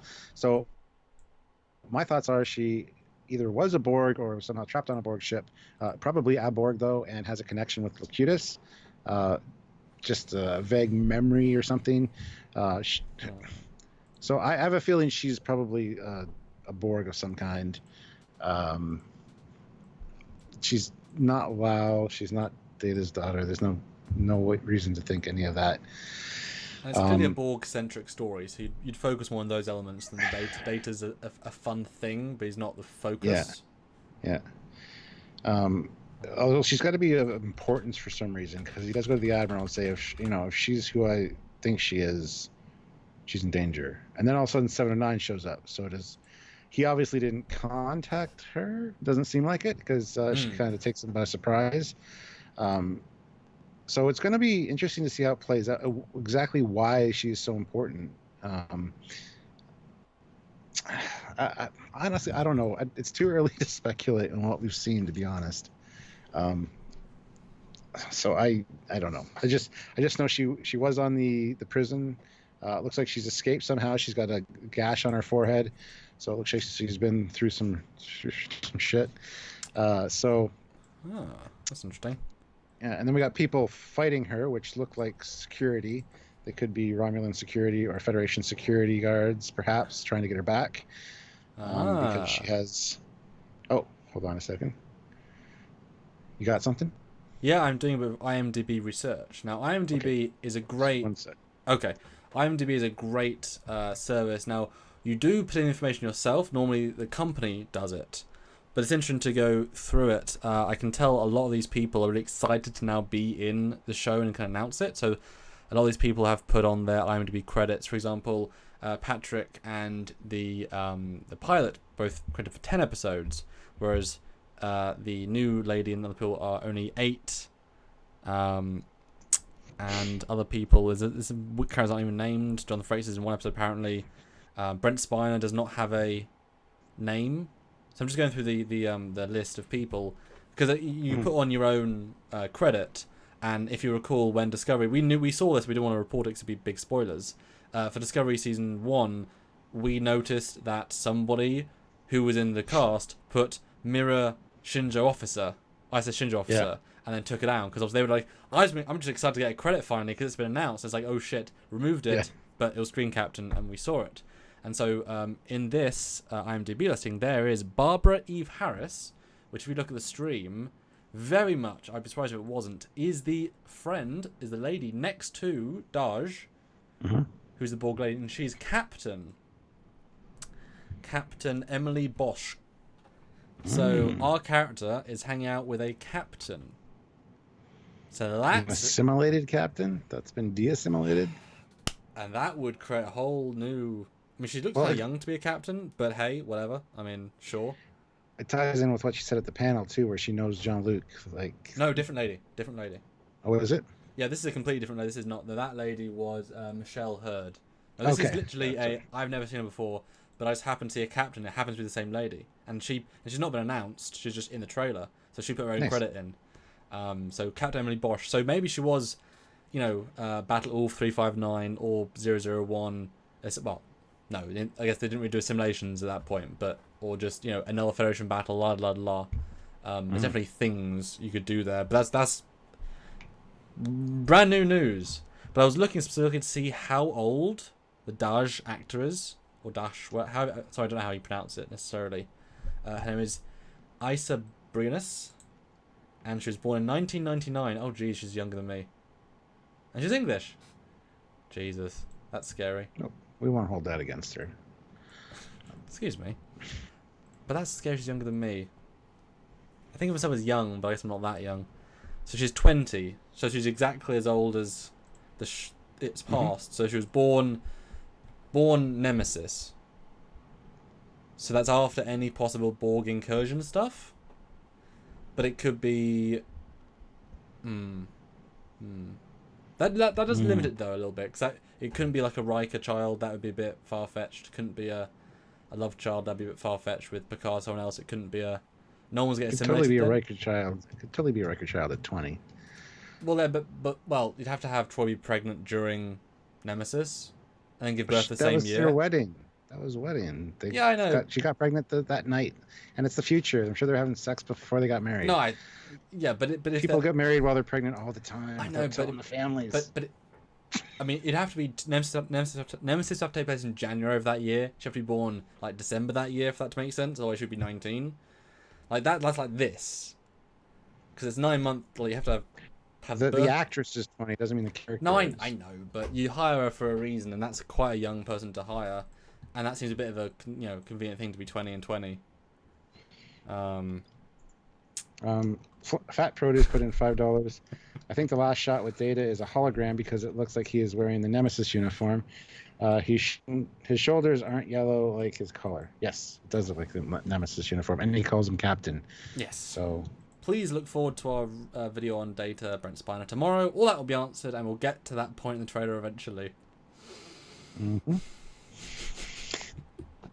Lots to talk about, guys. So make sure you're subscribed. As I said, make sure you got the notification icon clicked, and hit like, everybody. Let's make Jeff pay for more likes. Oh. Colin Swayze puts in $5. Thank you.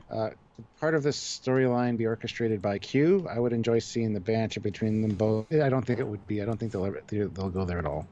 The problem with Q is that That's just a cop-out. When you bring Q in the situation, he makes any situation powerless because he could fix any situation, so he's choosing not to. You know, he's either orchestrating or letting it happen, and if he's letting it happen, that he's choosing to let it happen, so it's part of his plan.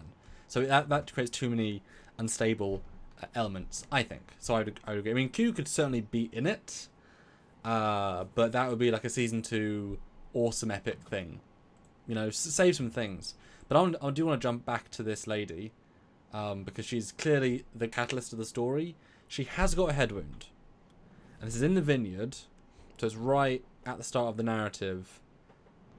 Do you how did she get from Borg Cube to here and still have the head wound, or did she escape, be in some altercation, lose her memory? Because she's escaped by the Romulan scientist dude. You can see her running through the halls by what's his name? He's one of the known. He's the guy that talks to the lady early on in the trailer. So they're running through the halls. And she's wearing a different outfit. So I would assume that she knows who she is in the prison. And then escapes. She's not got the head wound. She gets out. Something happens, and then her only memory is to go back to Picard. So do you think she gets back to Earth and then is amnesia, and then has to find him?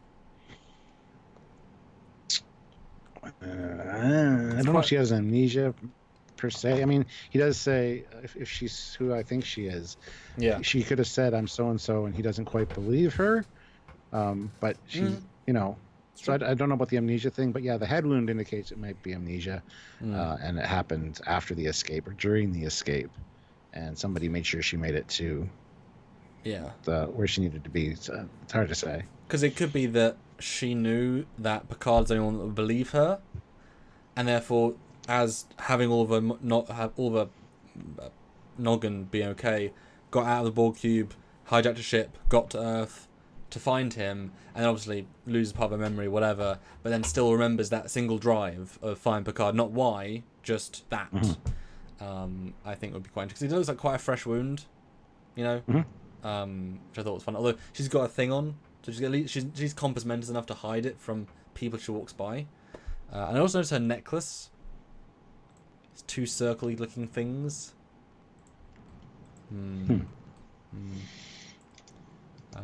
Yeah.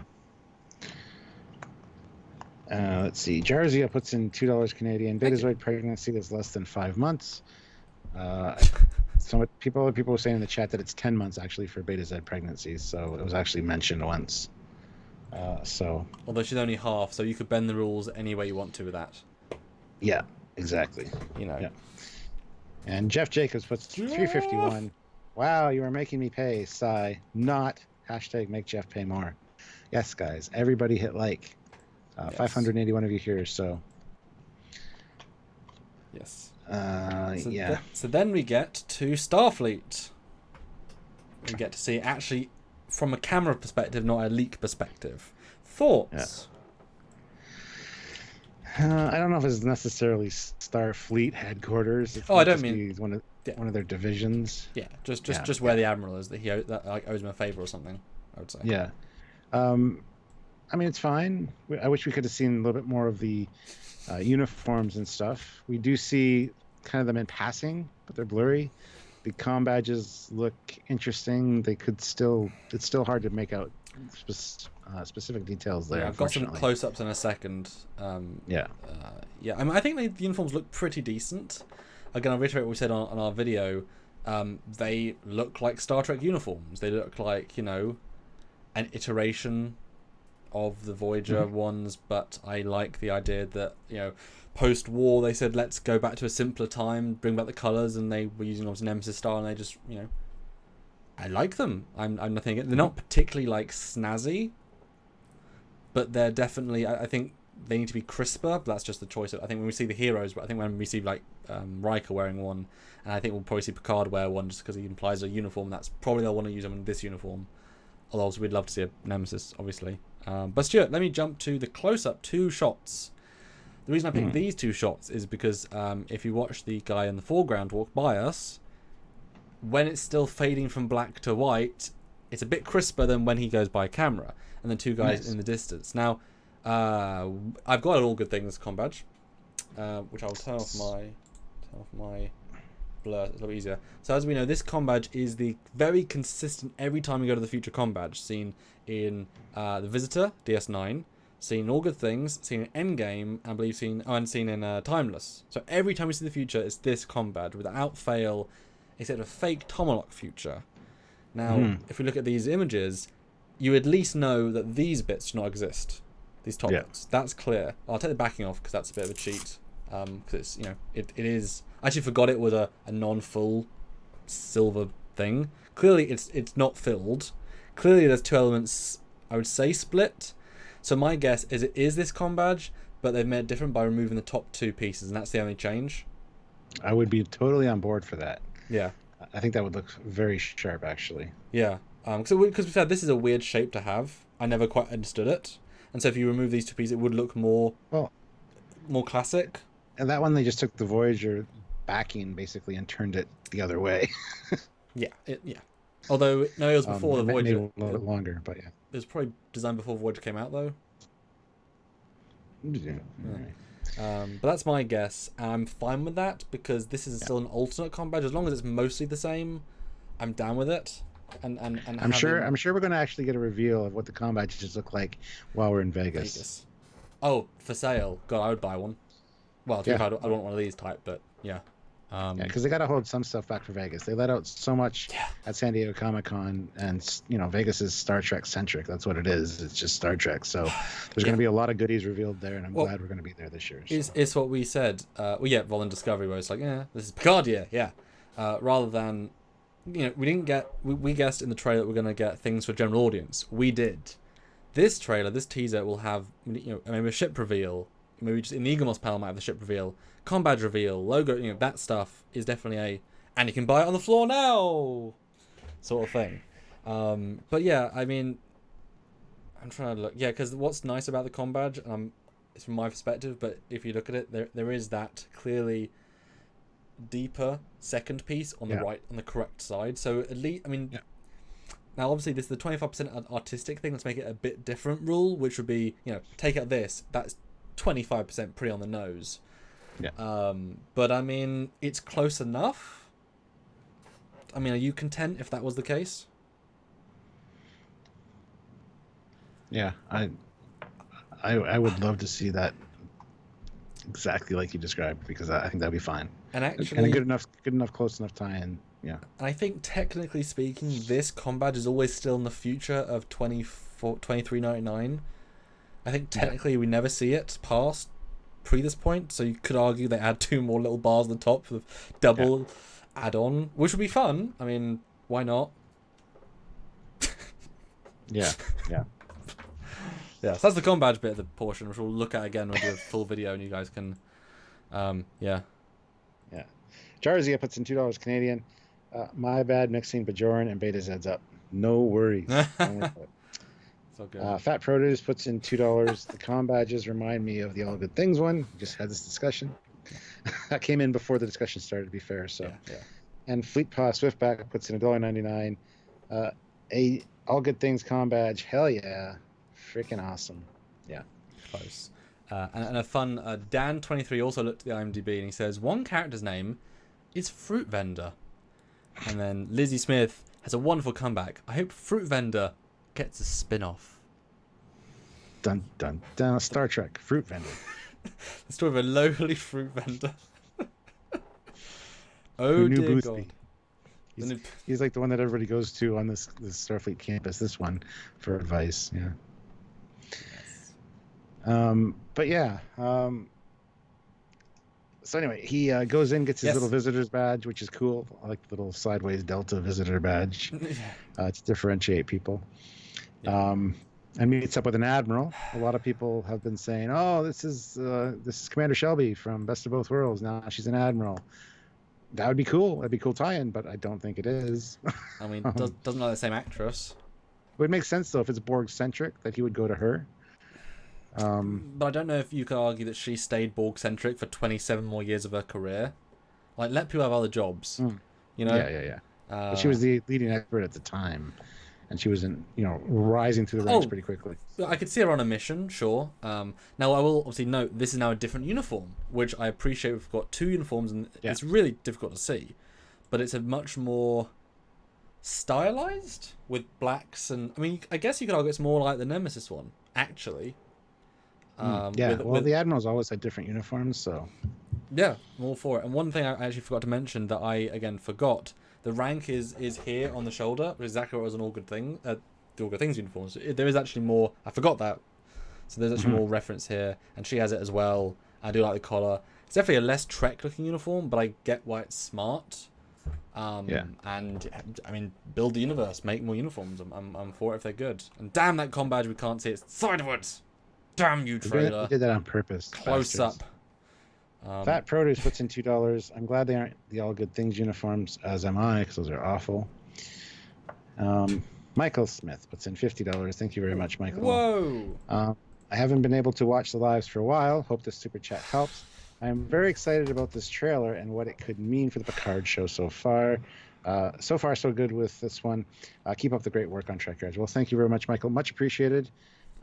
That's definitely helpful, so we appreciate that. And Michael, you're the bomb.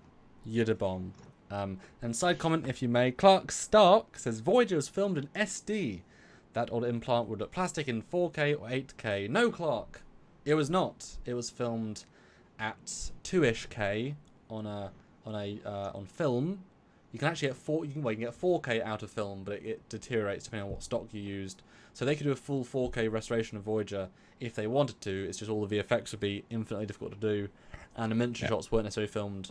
They could be filmed 16mm depending, as a lot of it wasn't ILM. But no, Voyager was not filmed at SD. That's silly. I think even just shown at SD. But you didn't mean that. Gareth Fairclough puts in £5. Star Trek fruit vendor, boldly going for freshness at a reasonable price, accompanied by his sidekick, the Green Giant. Oh, Green Giant. And I feel like in season 2 you could have the Mirror Universe fruit vendor, the ISS fruit vendor. I don't know. I can just picture the fruit cart full of a bunch of oranges and tomatoes, and they all have little goatees on them. Or each bit of fruit kills you. That's that. Yeah, he's a weaponsmith. The alternate timeline. Oh goodness. Fleet Pass Swiftback puts in $1.99. Thank you. Admiral's uni looks like the All Good Things uni in black. A little bit, yeah. I can't agree. I looked at it earlier today. It's too smart to be All Good Things. Because I agree, it's very pajama-y. I like them, but that's me. Yeah. So then we get, like you say, the officers, which is interesting. Now, do the guns kind of as gauntlet, or is he holding it? Like, what do we see here? Because it comes out. It's very interesting. I have no idea. It's almost like it's maybe has a replicator tech on his arm that he activates, and it pops up, like replicates the gun for him. but they're very black hole style weapons. The movie The Black Hole had that kind of style, which is really kind of a neat style for. Now, is it Starfleet? Is it Romulan Special Forces? Is it Section 31? What is going on? I don't know. They don't look like Starfleet necessarily.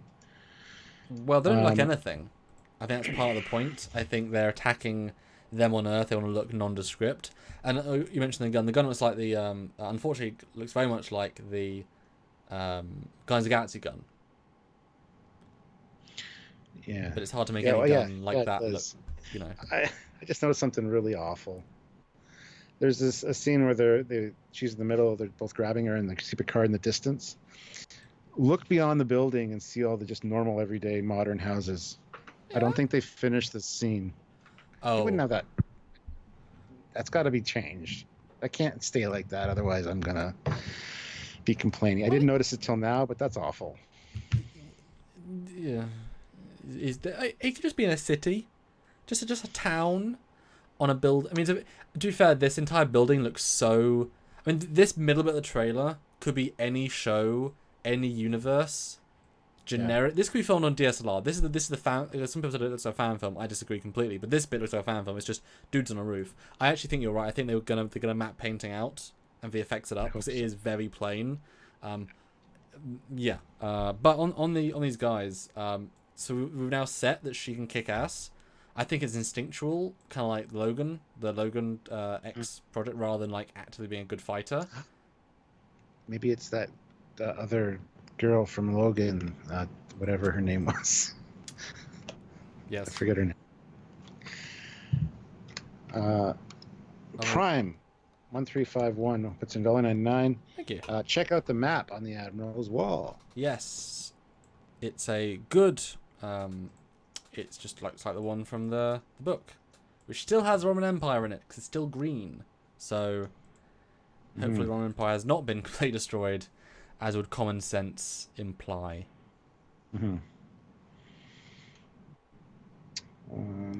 But yeah, I don't know what to make of these guards. Well, I do, actually. I have a very specific theory. Now, when they shoot the blue guns, they use a Romulan disruptor sound.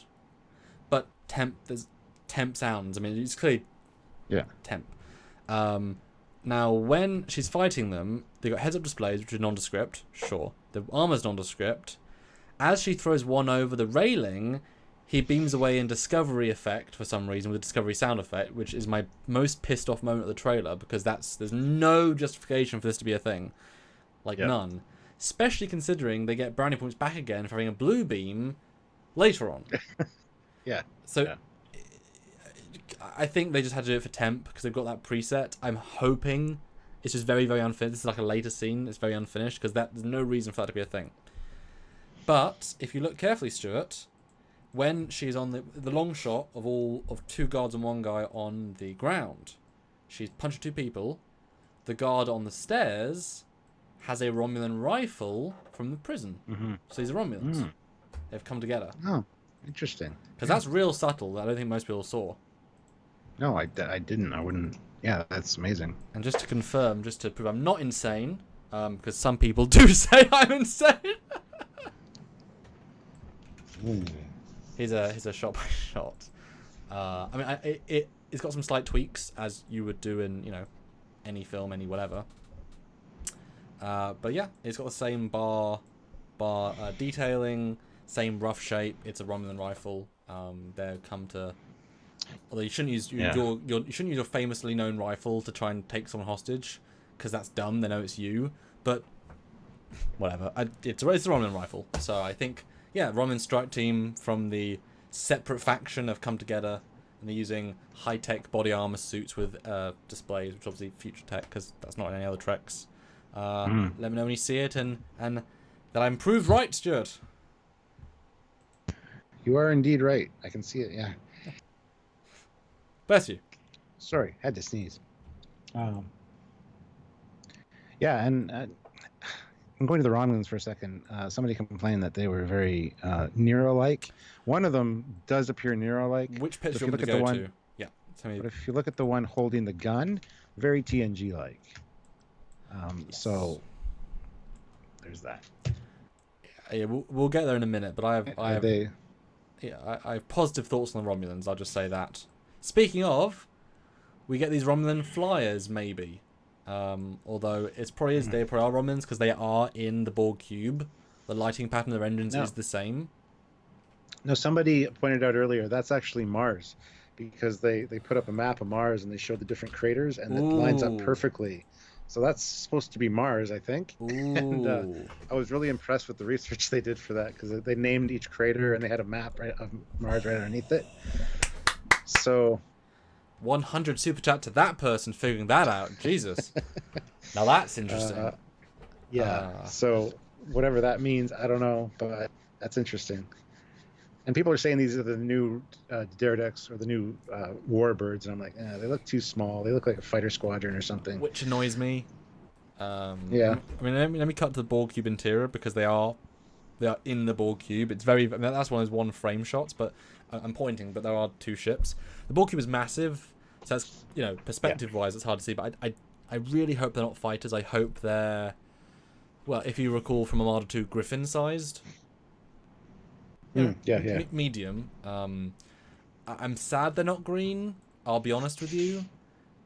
Just for ease of identifying, and it bucks a trend, because they look. Maybe they left them this color in the trailer to throw people off, and it's gonna get color corrected or something. Yeah, or the reflection. I mean, they're clearly getting a Mars reflective light.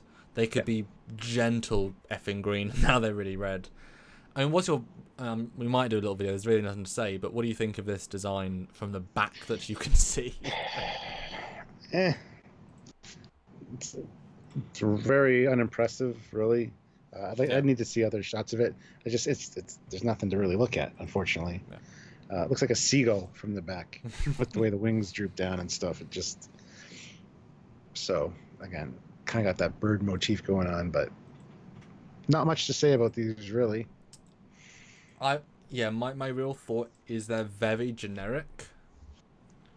They look like the fighters from Guardians. Again, they don't have a Romulan aesthetic. Now, if they have a very strong beak at the front, which you can't see, then I'd be more inclined to like them.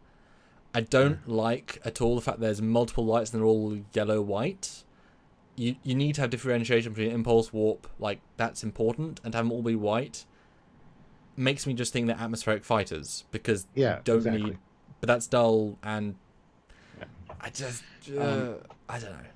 Well, we've got a few super chats. Excellent! I thought we had none. It's cool. Adrian Margerson, sorry if I pronounced that wrong, puts in £2 with no comment, but thank you very much appreciated. Thank you. Brian Fuller puts in $5. Thank you. Mars ? Where Utopia Planitia is. Oh my God, exactly where Utopia Planitia is. They get the us to Mars. Yes. Get the us to Mars. I knew there was something there, but yeah, Planitia is interesting. I like that there's several Romulan factions. That really appeals to me. Yeah. And one does a strike, maybe to distract from the strike on Earth to get her back. They just attack Planitia because of effort. Might as well, because one terrorist attack blocks a much smaller one. And I can imagine that if we cut round the shot, there's a big capital ship, like a really big one, like Vengeance sized, and these ships like leave and they're like decent sized, like runabout sized, I can imagine. But definitely unimpressive. But I want them to have a beak, and I want them to have color graded green glows by the end. We need to see more shots of them for sure. I mean, the fact that this is the only space shot, what does that say? Because this is a very nondescript, although Mars, well done, you just got Mars, but I mean, this is such, why this shot? It's a good question. I don't know if it's, I have no idea. I don't even know what to speculate on that. My guess is the only one that's done. Well, there you go. I honestly, I think they're redesigning stuff. That's my gut. That Discovery went through so many iterations. Shinjo did, and they haven't been in production. Discovery had like a year's worth of design changes on Shinjo Discovery before we got final. So I don't think the main ships are designed yet. I would have seen one. Vegas gives it a bit more time, sure, but I think we might still see work in progress there. So I think this is kind of like, this is all we have that doesn't reveal the main aesthetic, and you'll assume it's Romulans because why not? But also could just be attack fleet beta of the Herodrian Guard trifect force. I mean, it could be anybody. I think it's just the only shot that's done, honestly. Yeah, it's it's just there's a weird lack of ship shots in this one, like a real lack. At least they had a lot more to present than Discovery first did with their first trailer for San Diego Comic-Con. So, if we got to give them a little bit of leeway, if not all the shots are finished completely yet, like no matte paintings in the background, stuff like that. So. But to be fair, they hadn't shot anything on Discovery when they did the Discovery reveal. That was like, we're gonna make a show. We're 7 episodes in. But yeah, that's cool. That's probably Utopia Planitia. Although I would like to have seen obviously more ships and stations at the back, because you see most of Mars in this shot, and there ain't no space stations or Planitia. That would have been a giveaway, obviously, but that's cool. So much more to talk about. Okay. Do you need another caffeine? Do you need to go get another bit of caffeine or a snack? Because I can vamp for a little bit. If you want to get another caffeine, I can. So I'm going to get another. I'm actually getting another caffeine too. If we're gonna, we still got a way to go, and you guys are still actively enjoying this, so I might go get another caffeine just to keep kicking bum. Gareth Fairclough says, "Could that be Vulcan if Mars is a placeholder?" No. It would make more sense to be Vulcan. That's what I thought it was originally, because Romulans and Vulcans have that history. Who knows? But apparently it's Mars. So. And to be fair, Mars is harder to recreate than Vulcan. Vulcan is generic planet red. Any texture will do. If it's Mars, you actually got to use Mars textures, which you can get or make. So it's actually harder to make a specific planet that'll be more easy to recognize. Just generic red planet. Yeah. Next scene, we got it's inside the prison. Yes. Looks like some surgeons there, probably Romulan, hard to tell. But yeah, they're working on somebody on a table, which looks like they're having Borg implants removed. So, and interestingly enough, the little face masks they use, I know they're surgeons, but they look very similar to the ones that in Amok Time that the Vulcans used in the one ceremony. The one guy had the same kind of shaped thing, so very cool. Ooh, small detail. Does the guy on the right like he's wearing the same hexagonal button thing as the prisoners are? Does that look the same if you swap back and forth? Because it looks the same to me, and it would seem weird they'd have something there. Sorry. Yeah, it does look the same. So possibly, if they're on the, do they need like a radiation shield to be on the cube? And that's what's keeping them alive? Possibly. Something as simple as that. But this scene is definitely a precursor to the quite graphic Borg close-up. And for some reason I love the cinematography of this shot, this dude being taken out, because it does... This one is... We're in the future, guys, finally. So guess what? A dude holding a little stick with holograms coming out is valid now. We can have that and be fine. Having a holographic, over a dude is fine now. It's the future. Why not?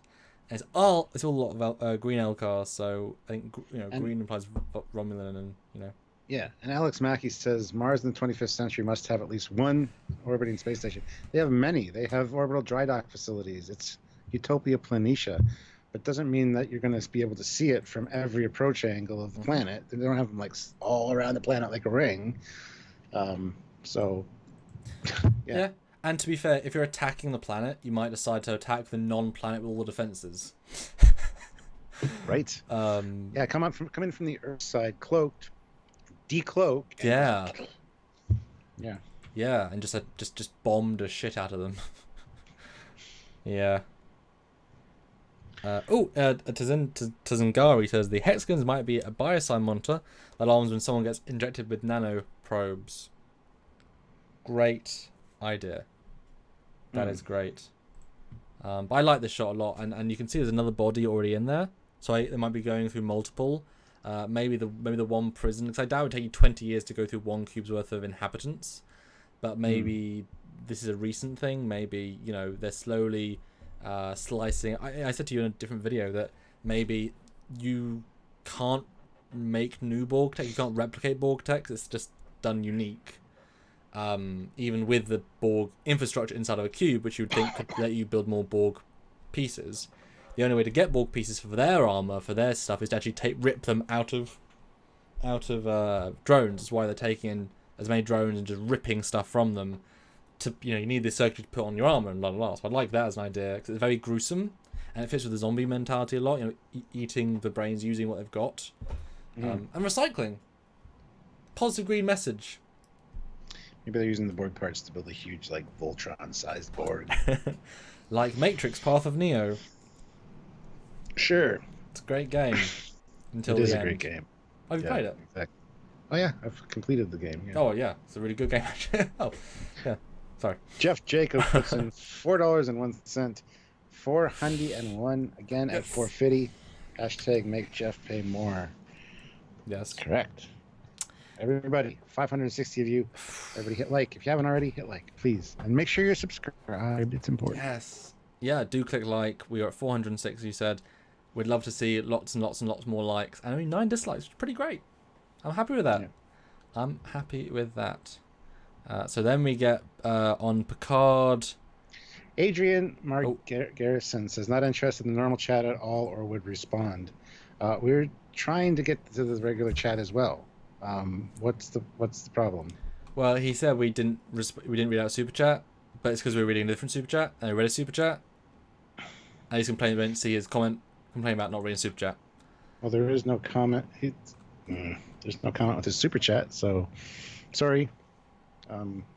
That's why we super chat, so we can read what you do. We have moderators too, to kind of, if you have a problem with anything like that, make sure you address the moderators in the chat and bring it to their attention. But I think you guys will agree. We're also talking to the normal chat. We've read a lot of things that aren't super chats.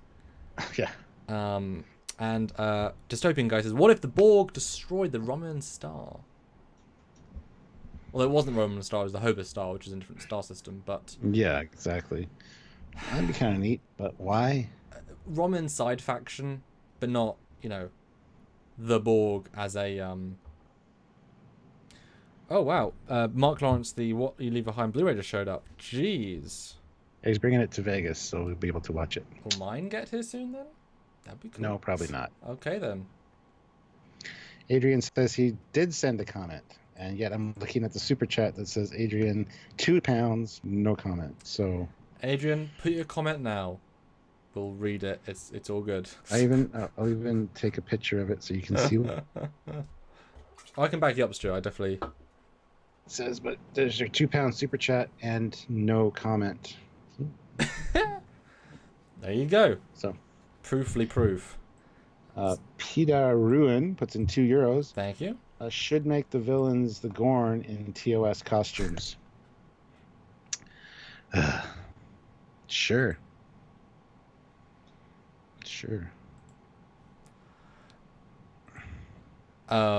Next scene. And these are the same scene because the walls have the same texture. So Picard in a different uniform. This is his dress that I think goes to Data in. One of the times this matches part of those scenes. So I think this is part of like where the Data hologram is or whatever, or like this is part of the holodeck program or some such. But this is not him on the journey to find I got to interrupt you there. Adrian put in his comment finally. Anyway, all I said was, did anyone notice Seven had remodeled her implant to look like a gecko or lizard? Nope. It's a different color. It's changed a bit. Looks like it's different technology a little bit, but... Yeah, in our video this morning, we will film, you'll see tomorrow, I equate it to the Discovery Enterprise. Looks the same on far away, but when you're getting close, all of the shapes are different. And you'll see comparison pictures tomorrow for that. But I think it's a fine in between. I mean, why not? Gives cosplay something else to make. But yeah, so Picard walks into this room. Like I say, he's not wearing the costume he wears on the ship, or on the chateau, or walking from the chateau to where he's going on Earth. So this is another part, and I think this is his Seeing Data costume. And in the place has the Captain Picard logo thing, the Picard Day, and other props which are part of the Picard Museum, I believe, in San Diego. So I'm assuming this is a micro museum set of stuff that to celebrate his life, his career. To wit, he goes on memory lane maybe when he sees Data, to remind himself who he is. He sees Data to remind himself, and he goes here to remind himself. That's kind of my assumption. What this is. What do you think? Sure. I mean, it looks like it's almost part of the Romulan prison setup, by the way that's lit and looks. And there's a Romulan woman saying that you may have forgotten who you are, but we haven't. Yes, but she's maybe there's some kind of shrine to. I know that, but maybe there's some kind of shrine to Picard there or something. It just seems odd. Yeah, but the medals or the medallions and stuff that you see there they were in the Picard Museum at San Diego. So the only reason I say it's not Borg is because we see a lot of Borg interior, and it's very platey with metallic detail. But here we see much more like constructed arches with the organic-y, so it's a different style to the Borg stuff. Doesn't mean it's not in the Borg ship, but it's not. It would be built inside a Borg ship specifically. Now, is this, do you think, trying to do the exact same Captain Picard Day banner? Because that was a long time ago in a quadrant far, far away. Like physical prop or in universe? No, in universe. Yeah, we found the prop, guys. Again, this could even be on the Renegade ship that they have. What we see the bridge of. This could be that blonde girl or whatever that has the tie with Picard, or was maybe a kid on the Enterprise. Maybe her name's on that, and she kept it because she won the contest at school that day that got to keep the banner. Yeah. And she has it hung up because she's a real, Picard's her hero, and he doesn't realize it till he walks in there. It's funny. And he's like, "Damn, forgot all about that." She stole it from the. So I have no idea. I really don't. I think this could be part of the holodeck simulation part of Data, because then it could be the same without being the same. Because a museum, I think, is totally valid to be fully holographic. What better way to show medals from 100 years ago than just as holograms? I mean, you can replicate them obviously, but you know what I mean. Just holograms. Obviously, you have a scanner to replicate a new one.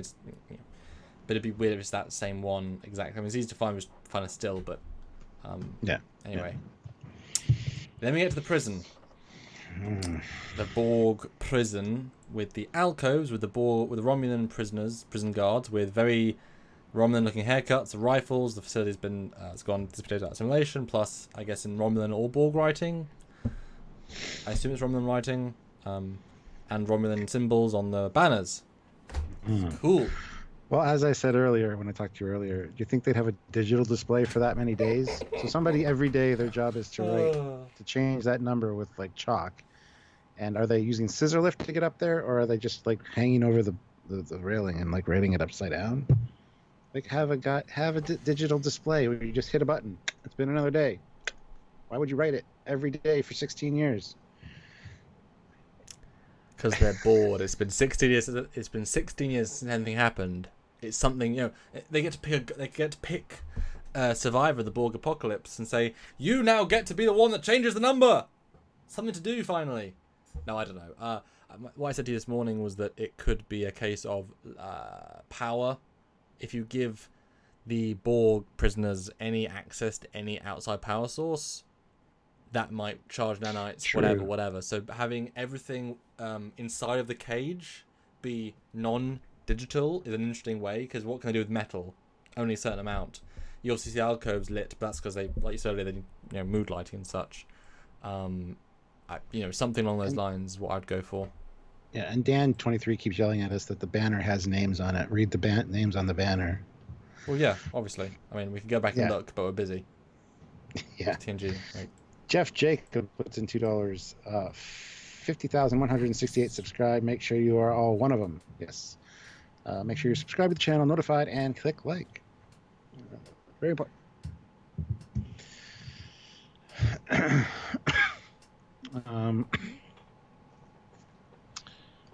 Yeah, I don't know what to make about this prison. It just kind of seems like an odd situation.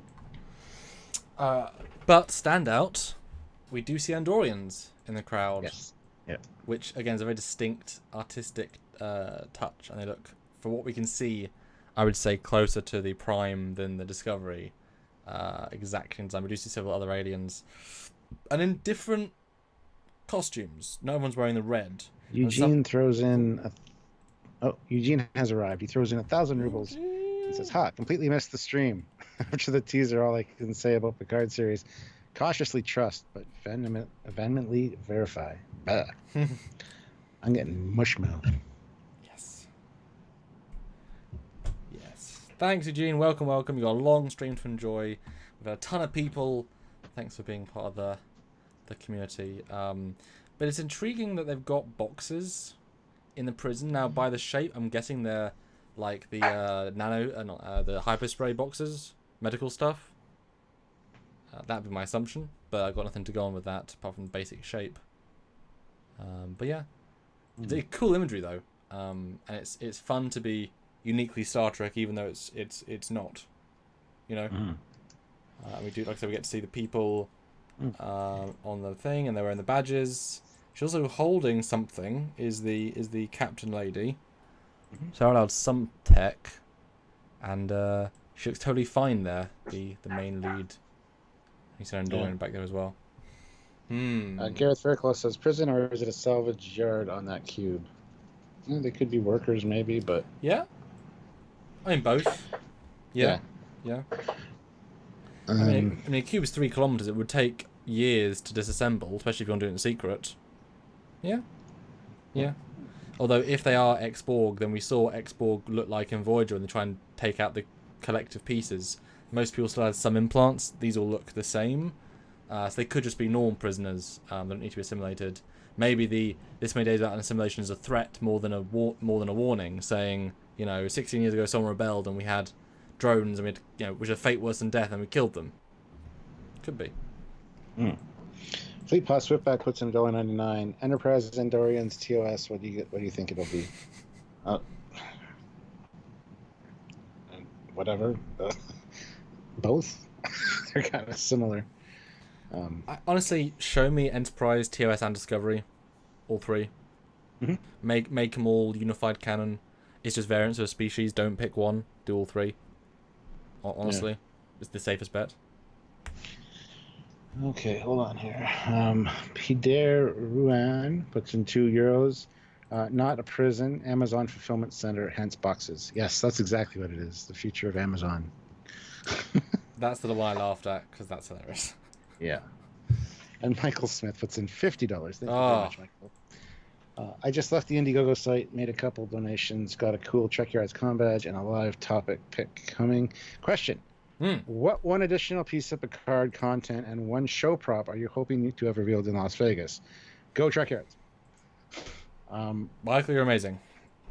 Piece of Picard content. I would like to... I don't know. The show prop, though, I'd like to see a combadge. I would like to pick up a combadge. Oh, yeah. I'd like to see that released. As for show content, I don't know. I don't even know what to say to that. No, I do. Show content would be revealing either the Enterprise F, the Reefer Enterprise E, or the Titan, teasing like one ship in their new aesthetic, which is a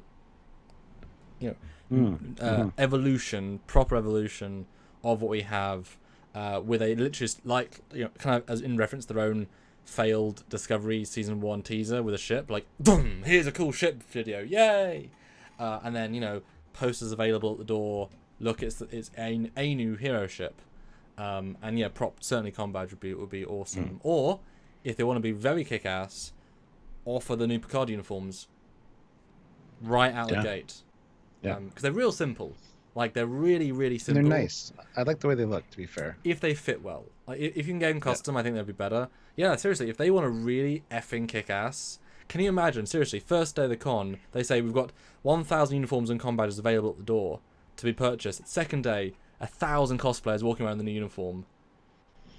And then they take a group picture. That in terms of viral marketing, that's epic. That would be clever. Somebody made a great comment talking about the fighters or the drones we were seeing earlier. That explains it. They're Amazon delivery drones.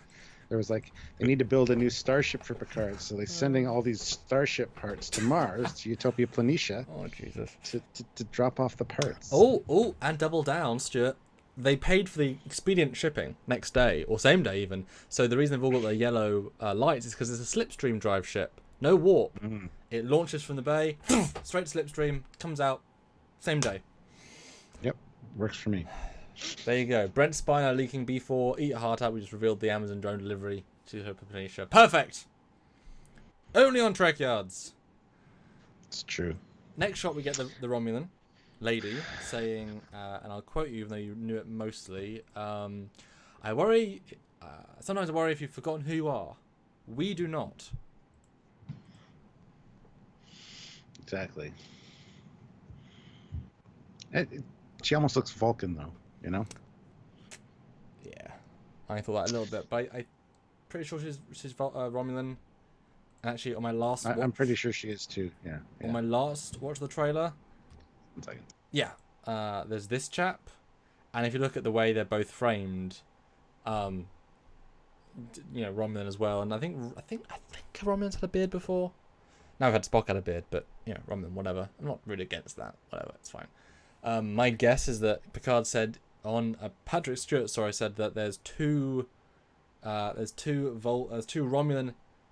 Yeah, Picard said there's two Romulan helpers two beautiful Romulan helpers on the Vineyard. Yes. So I'm guessing there's this lady and this gentleman, since they're both in the very similar looking set, like identical, and this is the two helpers, and that's why they both look narratively same. So he's said what's happening, and they owe him because of what he did to help Romulans, whatever, and they're like Yeah, Fleetpath Swiftback says, I don't like her eyebrows. They don't look Romulan, but they do. Watch Balance of Terror. Yeah. Do you like, though, that it's missing the enhanced chunky ridge is? I absolutely hate the TNG Romulans. I think they look stupid. There's no way that a couple centuries worth of would breed that unless they were doing genetic manipulation to improve their species. I mean, Stuart, have you seen the Discovery Klingons? There's no way in 5 years / 5 years before and after genetic engineering could change them that much. Yeah, that's the one thing I hate about TNG is the Romulan look, because it's stupid. But it's funny. They're an offshoot of the Vulcans. But it's funny because they were there for 7 years, and in the movie an Enterprise, so that is 99% of the Romulan appearances with that look. So you only have once in TOS and once in Star Trek 5, and I guess 6, 1 and 5 and 6. All those times TNG. So the Romulans look like that always, except in TOS and TOS movies. So it's kind of the. But they're an offshoot of the Vulcans. They're the Vulcan people. There's no reason for that genetic change, with only little amount of time between them leaving Vulcan and establishing Romulus. It doesn't make sense unless they're doing genetic modifications. Yeah, it's because it's stupid. They want to look different. They want to feel unique. Sure, but that's still stupid. So if they have a blend of both, like we said, the one Romulan on the gangway with the phaser rifle looked very TNG Romulan. If they have the combination of all of them, I have no problem with that. Perfect. We even see one later that looks JJ-esque, which is fine. There's different continents on Romulus. Yeah. You can have different looks. It's fine. Well, and double down, factions. What if one faction is this side, one faction is the other? What a great way of whatevering. And I believe that a news site, we got this cover.com, just said that Quentin Tarantino confirms his Star Trek movie is set in the Kelvin timeline. They just reported that. We're not talking about that right now. Just saying. Eugene put in 250 rubles. Oh, thank you. These are Romulan? Question mark, yes. Very, very likely, given they have the pointy ears and the eyebrows, and they're both with Picard on Vineyard. Said. Yeah. So yeah, that's actual information for that. And Padar Ruan puts in €2. TNG Romulans look like Buffy vampires. They absolutely do, and that's exactly what I thought. Oh, I love that. That's totally insanely stupid. Oh, Shin the Orc says gravity on another planet can cause change. True, I'll buy that. And what if makes a little bit of sense? What if the dilithium mines on Remus, the radiation actually gets to Rhombus? It's very close. What if the radiation of the dilithium or the reactors over those hundreds of years actually causes more genetic change because of, radiation. Because the Romulans changed drastically, so why wouldn't the Romulans change more? Sure, I'll buy that, whatever. I still think the TNG Romulans are stupid. I never liked them. So you just want literally Romulans look like Vulcans, hands down. As they should. That was one of the plot points in Balance of Terror, that, Spock could be a Romulan spy. John Smith says something kind of funny. Trekyards, I heard a rumour that Picard was a Romulan ambassador after Nemesis, since he had Spock memories when they mind melded and Spock died in canon, so Romulus is important. Yeah, you said that. Might be a Stewart rumour, because he said it as a theory. Dun dun dun. Yes. True story. Next scene's interesting because we get Vasquez rocks, because you have to have that in every Star Trek iteration. We've been there. Just go. This is nice. There you go. There's Vasquez rocks. This is cute. This is who cares where, who cares when. It's cute. I think this is him like on a walk, trying to lose himself right at the start, because a vineyard can have a desert next to it. It's space. Well, who cares? There's mountains next to vineyards generally. Yeah, so he's just on a walk with his dog, and it's a nice reference. Although someone said in the chat yesterday that, it looks like the planet that B4 was discovered on. And I said, yes, and also like a dozen TOS planets and LA. Yeah. So I'm it's just planet. It's fine. Padar Ruin puts in €2. Thank you. TNG Romulans look like Buffy Vamp. Oh, we said that one already. Sorry. Somebody said that apparently the Romulans came first, so the Buffy vampires came after the fact. So they stole the Romulan look. Yes. My bad. That's fine. So then we see. Next scene is just outside the Starfleet, where he goes to see the Admiral, and you see the little transporter things. People like coming in. That's kind of cool, actually. It's a much faster transporter effect, so it's like zoom, zoom, zoom, zoom. Yeah. Which is kind of neat. I like that. I don't know if it's necessarily a transporter or more like a quick on-campus delivery system, maybe. Well, it's separate than I would still call it a transporter, just a very old school one like this. Where would you put transporters first? In your cities rather than on spacefaring. You know what I mean? They'd be tested on the planet first without going to space first. This is just like how you get around to major cities. But at least it's blue. At least it's like lines that are vertical. The other transporter effect lends credence to it being not Starfleet, because they have a very specific way they should look. And I hope we don't go Discovery with that, because it's a good effect, but it's not this effect. This is when he walks in. Easy peasy. Next shot, we see close-ups of two of the new crew. You alright, Stuart? Yeah, not really. We're not even halfway through these pictures. You know that. Yes. If you want to get some food, Stuart, I can vamp for a bit. I don't know what we're doing yet, so no. Anyway, let's go. So we see the pilot dude and the LCARs, which we'll talk about in a separate video. Although if it's not Federation, doesn't need to follow any conventions. Then we get the lady, and she's smiling. And then we get Picard. Yay, smile. Then we get Picard at his vineyard being pointed a gun at, or at least him going to a friend's house with wine saying, hey, I want to show you something, and it's a lady. This is the ex-staff, no, this is the person that knew Picard when, this is the ex-acquaintance or something from his past. And she's got a single-hand phaser, which kind of has a weird barrel sight thing. I wish I saw more of it, but an odd moment for sure. She has a very odd look. Don't know what it means. Michael David Anthony Fouquet puts in £4.99. Early Romulans crossbreeding with Remans could explain the TNG forehead. Indeed it could. That's a good explanation. You smart man. Nicely done. And guys are doing very, very well here. Awesome super chats. If you guys have any questions, we absolutely do read every super chat. How and why people, Kazi Jogi says, how and why people donate here, I want it too. At the bottom or in your chat window on YouTube, if you've got an account, there's a little money icon. You press that, you put in an amount, and it goes through your YouTube, Google thing. Yeah. Yes. Gareth Fairclough puts in £2 and says, topless Foley redo Night Owl. Okay, that's scary, but...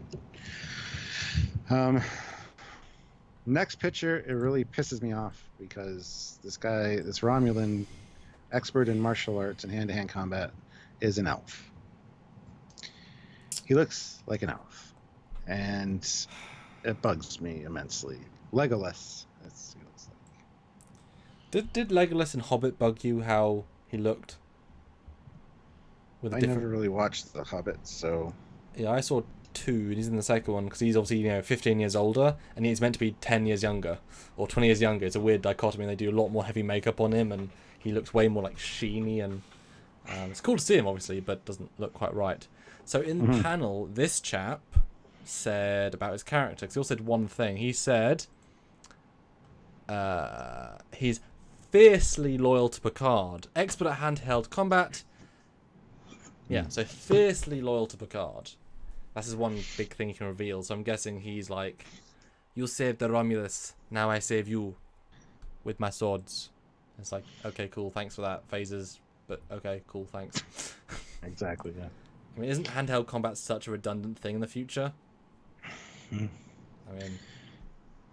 Kase Jogi puts in €2. Thank you very much. With no comment. Just want to make sure there was no comment intended there because there's no comment. But you did it. You did it. But do put a comment. We'd like to whatever.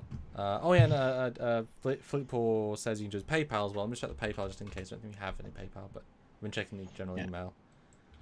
And this picture you have up here is I love Picard's jacket. It's actually very reminiscent of his uniform jacket. Same cut, same style, leather on top. It's very cool, actually. Nice tie-in, but like a civilian version.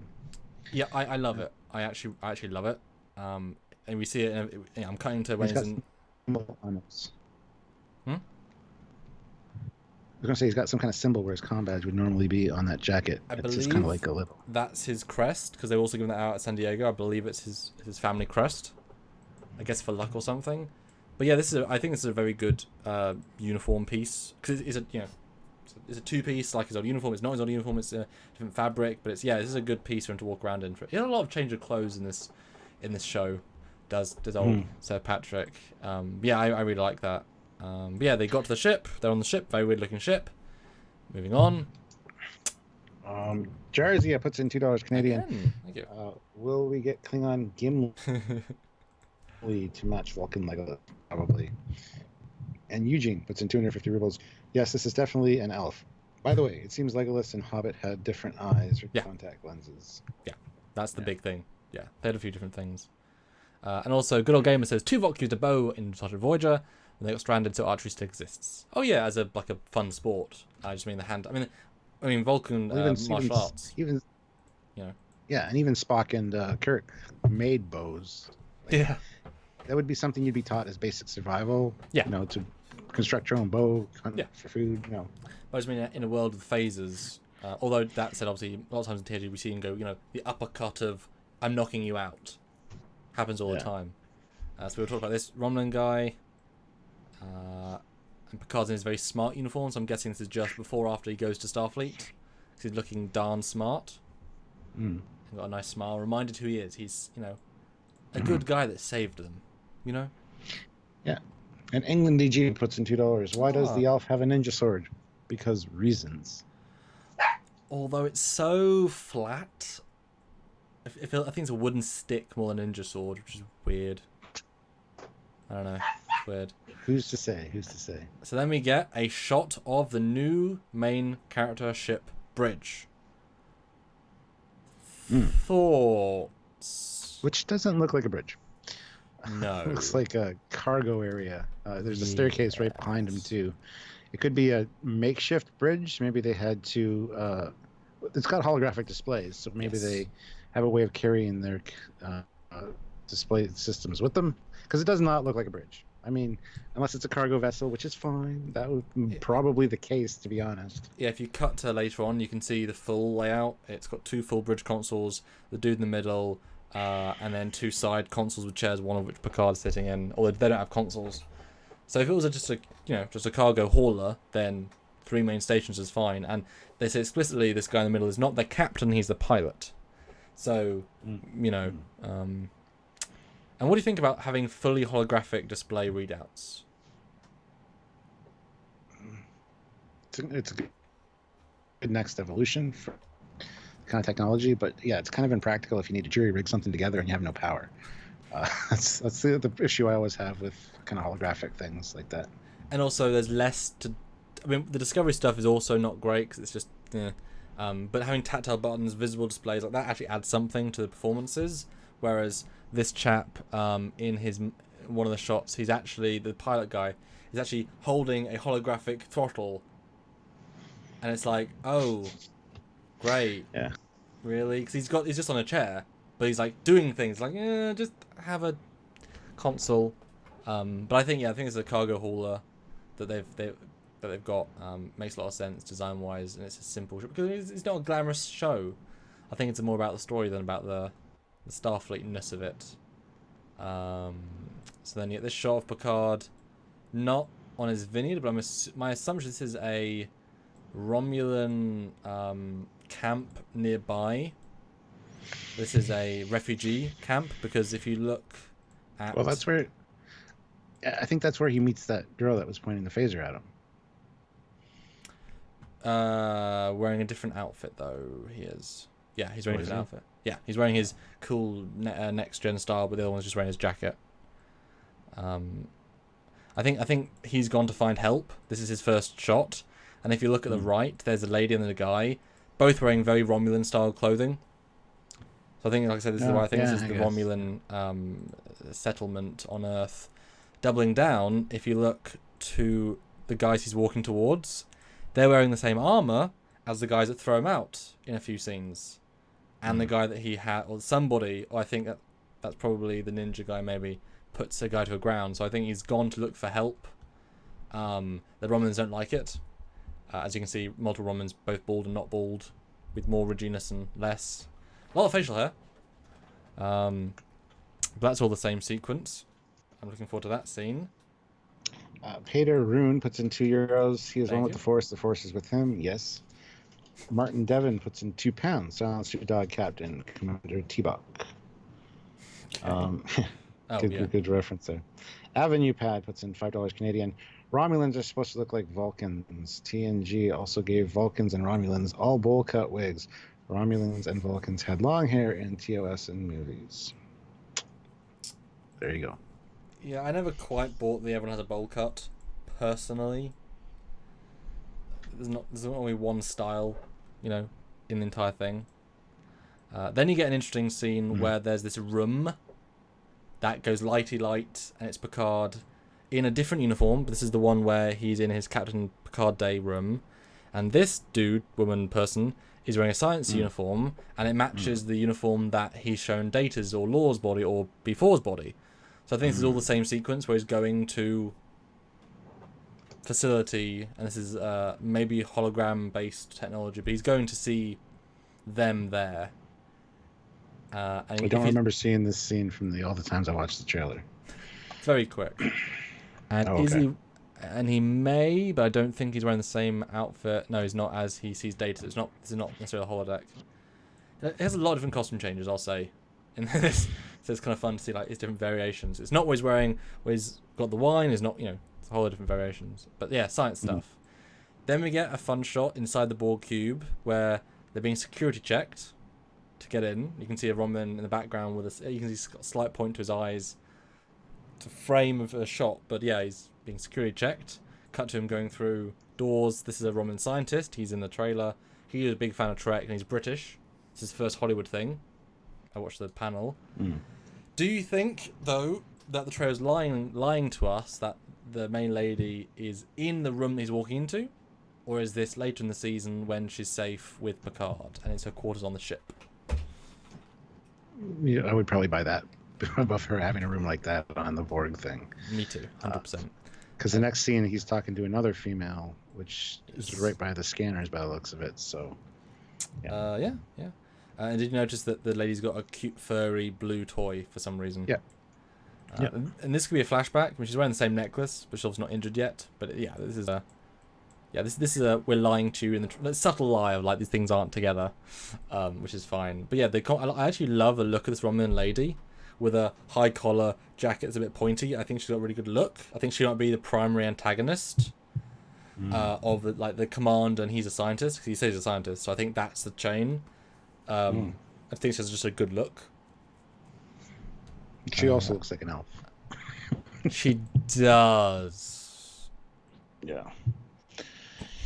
But there, Borg Cube, because of all the typography and all the amazing room topography and stuff. Now, the next scene is Picard standing on this platform in a room. Is this the uniform he's wearing when he speaks to Data? Because this could be like a holodeck of sorts. Well, this is the same room as is the hero ship, because the lights are at the back of the same. Well, maybe that's a cargo transporter that he's standing on. I was assuming, yeah. I assume he's been beamed in without knowing. But it's a different day because he's wearing a different uniform to what he's on the ship. So yeah, that's tricky. Very tricky. I think I think it's a transporter pad, like a futuristic transporter pad. Oh, but the second shot back puts in $1.99. Sorry, it's a tribble. It's not a tribble. What's not a tribble? The furry thing. It's got a face and legs and stuff. So it's not a tribble. It's not a tribble. Actually, these are two different shots. The second shot close up is actually him beaming in, presumably in his Picard, after he finds Romulans at the base place. For the first shot is a long shot of him already on the ship in his more comfy clothes. So that's a clever edit of different costume, different shot, but it's the same location. That's fun. And then beating a Romulan up. Dispaminite puts in $5. The rock outcropping where Picard is walking is the same as on Pintaka, Proto-Vulcans episode where the Federation scientists were observing them, and the same in Arena, and the same in every TOS episode ever, because it's Vasquez rocks. Yes. And Jeff Jacobs puts in 450. 450 likes, nice. Make this Trekyards a two-parter. No, we're almost done, so we're just going to wrap it up, Jeff. And people won't come back. And we're doing one tomorrow anyway. They don't come back for part 2. We're doing one tomorrow anyway, so yeah. Yeah, I mean, we've got 1,000 people, which is... Stuart, how impressed are you? And thrilled to have our audience right now, because that's... Very impressed. I just wish I was higher energy right now. You're doing great, Stuart. You're doing great. I'm had a shit day. Better now, though. And guys, seriously, we know a lot of you are probably new people, but we do TNG reviews. We did TNG reviews a lot, and we're doing more live. So do tune in every day this week at 5 Eastern Standard Time, 10 GMT, to look at different topics. We're going to look at Lower Decks, we're going to look at the shorts, we're going to look at more Picard, some other small topics. So please do join in if you're available now, every day of the week, and you want to join in. You don't have to super chat, but just join in, be part of the conversation. Do, because we'll be here every single day. Let's continue. So yeah, the Romulan guy getting beaten up, that's a guy that didn't believe in Picard. But yeah, this is why people think it is a very JJ looking Romulan. But I think it's just variation. I mean, he hasn't got tattoos, so it's not that JJ. It's just bald Romulan. That's right. And Observer Dude puts in £5. Sorry. Thank you. I think Picard should be elected the president of the Federation with his office in Paris, and before it goes on a personal mission to find Lord. Write yourself a fan fiction. That sounds awesome. I mean, I don't think he's right for president. I'll be honest. Not sure why. Just gut feeling. Yeah, very different job to be president. Yeah. So then we see the Incredible Lady in her room. Kind of looks like the girl from Alita Battle Angel. Okay. I don't think so, but well, she's a female, so. Well, same haircut-ish. Then Borg Cube, Stuart. Da-da-da-da. One of the big reveals, visually. And somebody was asking why it's blue, because Borgs use green and Federation uses blue. Well, it's just force field tech, so you can tell there's pieces of the ship missing that they just erected force fields to contain. So I mean, what more of a scary prison cell to have than one that outlooks space because it's only a force field? That's if we turn this force field off, you don't behave. Yeah, I mean, that's actually probably all you need. And they are the same Romulan flyers. Now I'm wondering, do you see all those like little things in the background that aren't stars, that are too big to be stars? Do you think those are corpses of people that they've beamed out because they did bad things? And again, people can see them because the Borg Cube is, it's dark. But wouldn't be surprised. The show's meant to be dark, and that's dark. And it looks like a good Borg Cube. It's clearly damaged. It's clearly like I would say they've ripped stuff off. It feels that sort of vibe. But yeah, it's a Borg Cube. Huzzah, huzzah. Not the best looking CG, but stylized, you know. Oh, it's kind of cool. I'm looking forward to seeing more of it. Yeah. And then we get that's one of the big surprises. Jeri Ryan reprising as 7 of 9 tertiary adjunct humanity 0-1 a la Annika Hansen a la maybe Annika Chakotay. Does he have a surname? I don't know. Are they still dating 20 years later? They have kids? Don't know. And yeah, her implant or her prosthetic does look like different, but similar. Different color for sure, darker, and it looks like it's almost unfinished. Like there needs to be some enhancements put on it or something. It just seems like a rubber piece stuck to her head. Yeah, it's always funny that people don't watch the entire stream because they're busy. D.R. Tosh says, "Whoa, hold on! Don't you remember Romulans have bumps on their foreheads?" We already talked about that quite a lot. So yes, nearest ship was Borg.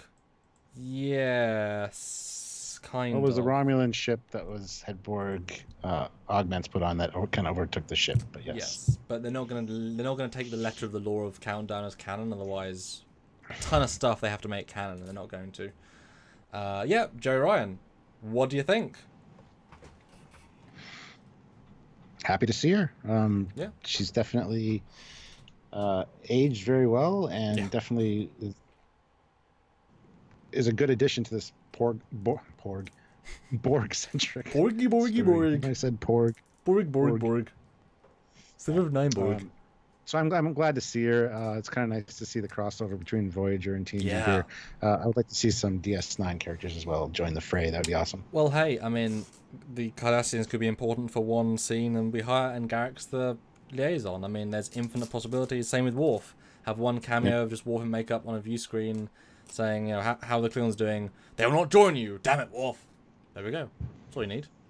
But yeah, Jeri Ryan was kind of the big surprise. Data makes a lot more sense in terms of like fan reaction probably. But Jeri Ryan as 7/9, she's such a good actor, such a good actress, such a good character. She can bring so much to it, and with the Borg, it's an obvious choice. You couldn't ignore that. And she looks great. I like her acting. A few little things that the internet has said. You know, she says hi to Picard in such a friendly way.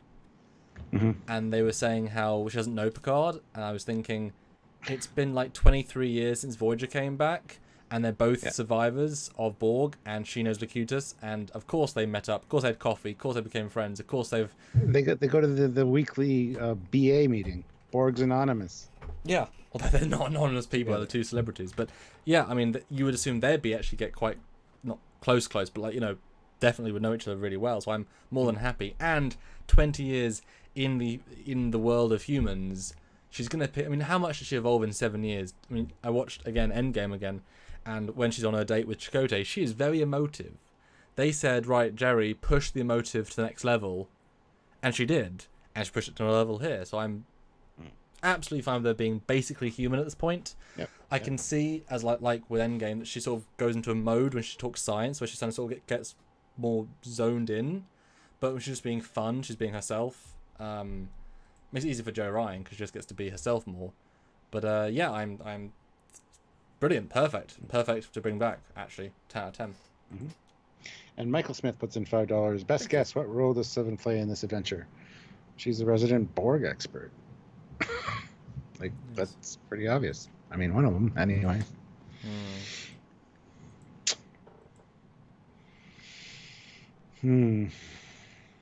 And Adrian says now she is more human. She adapted the implant to look more acceptable to humans. Possibly. It just doesn't. It just seems like a piece of rubber now, though. I kind of preferred the old one from Voyager, to be honest. But maybe. I don't think it looks more human. So. Yeah. Fail. I mean, it's a fine idea, but I wouldn't. You know. Then we get the very quick interior shot, but it just reveals Borg Cube, Borg lighting, the flyers, which is it's such a weird resolution shot, but you can see the underside of the flyers. They look more like birds for what limited you can see of them. It's really just the perception. And actually, one small thing: there is a very tiny little red shuttle moving through the scene, which unfortunately is guilty. Can you see it? Yeah. It's guilty of what Discovery Season 2 did with their shuttle. Gave them actual thruster exhaust, even though they're using impulse drivers don't have that, because it needs plume equals fast, despite no, it doesn't. So that was annoying. But again, these aren't really made for Trek fans, because there's so few of us. That wouldn't work in a modern day with another generation of Trek fans. But whatever, just that's the context of the scene. A shuttle's going in or whatever. Then the full shot of the ship. What ship it is. Picard getting thrown out. I'm assuming he asked for somebody who didn't like him, trying to get help on his mission by Roman's OM1. You know. Looks like he's carrying a sword too. Yeah. Like an old fencing foil. It'd be fun if it was like an energy sword. Like a lightsaber. Like a saber of light, Stuart. Let's not break the copyright. I kind of like their armor though. It's got a little bit of a green tinge, bit of it's like just sort of foot soldier armor. It's not futuristic, but it's kind of gritty. So I like the idea. This is like a Romulan mercenary group that Picard knows are loyal to one faction of Romulans, and is risking going to them. It's a weird shot though to see them manhandling a 78-year-old, but happens apparently. Yeah. Then we got a shot of implant being taken off of a Borg drone, and a lot of scars. They still got a lot of tube attachments. Yeah. So they obviously haven't taken all that out, but a lot has been done to this poor guy. So, and some pretty interesting looking tools beside the table there. I love this shot. This is a very gruesome shot.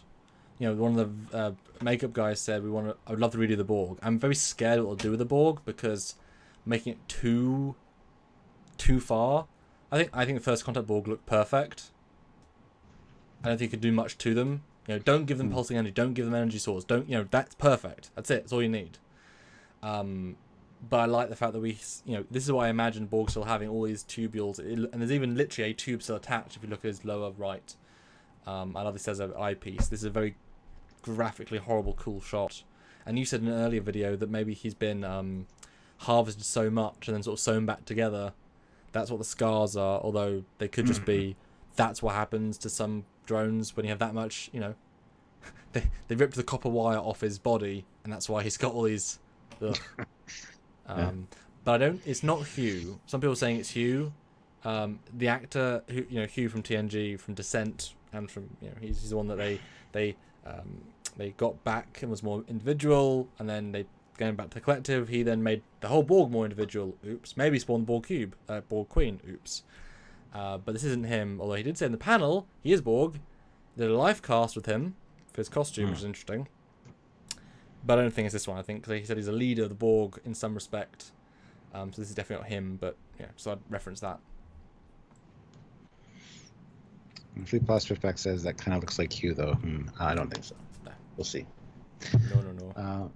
And we got the Escape. She's running with that scientist. Well, first Seven's on the ship with Picard. The 5 lights at the back. So that's the. She might be on a mission with him for an episode. There are 4 lights.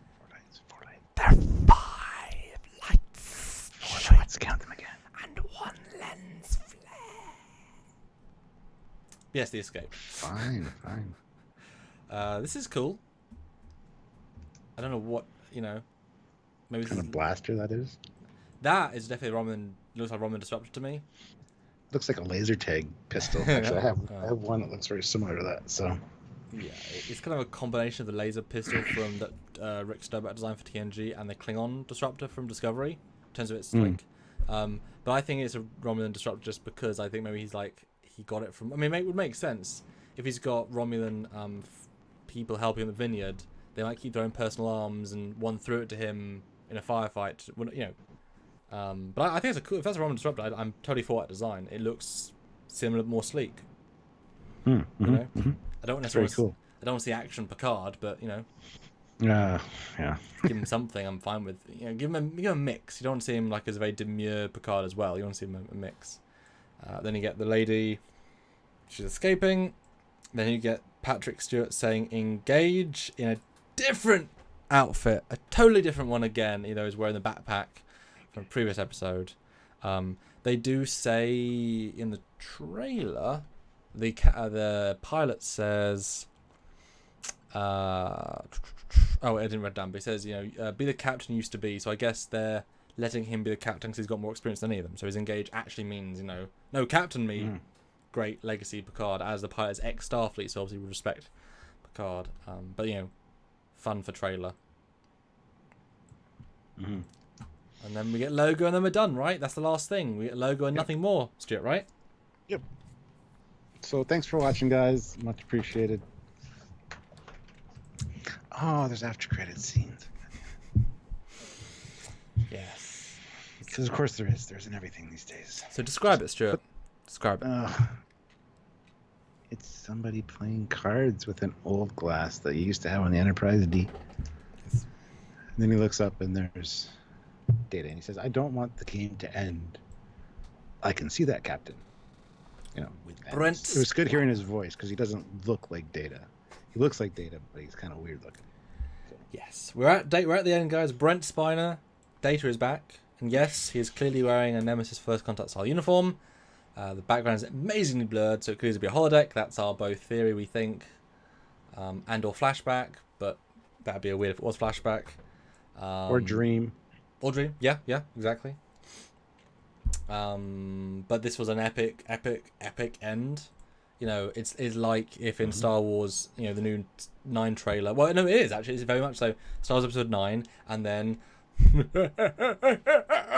it's the Emperor. It's like, damn, he's back. He died, throwing him down a pit, and Data died, blowing up a ship. What a brilliant way to end. And yes, he doesn't look quite right. We've got an episode coming out tomorrow. Long discussion about it. I'm not sure if it's CG, if it's makeup, or if it's just his age, or if it's a prosthetic. It could be all three in different respects, or just his age. I'm just thrilled he's back.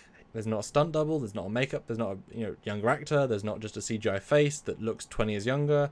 I'm actually happy it's just Brent being Brent, because he can give the best performance, not as mocap, just as him. Yeah. I will accept he looks older, because he looks older. I mean, come on.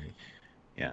I don't want to talk too much about it because we do have a specific video coming up tomorrow just talking about Data and our thoughts on that. So check it out, guys. Make sure you're subscribed. 507 of you here. Jesus. A lot of people that watch aren't subscribed, but if you click subscribe and notify, that'd be awesome. We got another super chat rolled in. Michael Smith, $4. Good night, gents. Great live. Can't wait for Picard. I agree. Thank you. Thank you. Yeah, can't wait either. So guys, do super chat for Data. And obviously we're right at the end. So Stuart, I'll take us back to the thumbnail, and as we do with all TNG episodes, give me your final review and your score out of 10 for this trailer, both in trailers and in Picard trailers. Out of the 2 trailers, how would you rate it? Oh my dear God. It's a good trailer. Like I said, it increased my hope in the series. So yay. Plus a lot of cool little surprises. As far as trailers go for Star Trek, I'll give it an 8.5 out of 10. That was real quick. Yeah, it's a good trailer. It's a fun trailer. It's a well done trailer. I think it's very much a sorry about Discovery. We can't say it publicly, but this is a Trek we need to get the fans back on. We are trying to make a show that actually links the universe. Here is enough stuff to get you all excited. I've heard pretty much universal positive feedback. Doesn't say anything about the story necessarily, but at least they're trying, and even if Jeri's only in it for 1 scene, that's still enough. Brent's only in it for 5 scenes in 10 episodes, that's enough, because if the show goes well, they'll have more budget next year to do even more and bring more people in, and obviously, we didn't barely mention, but Marina and Frakes are in it as Riker and Troy, which Riker would be absolutely a number 1 choice to bring back. Funny.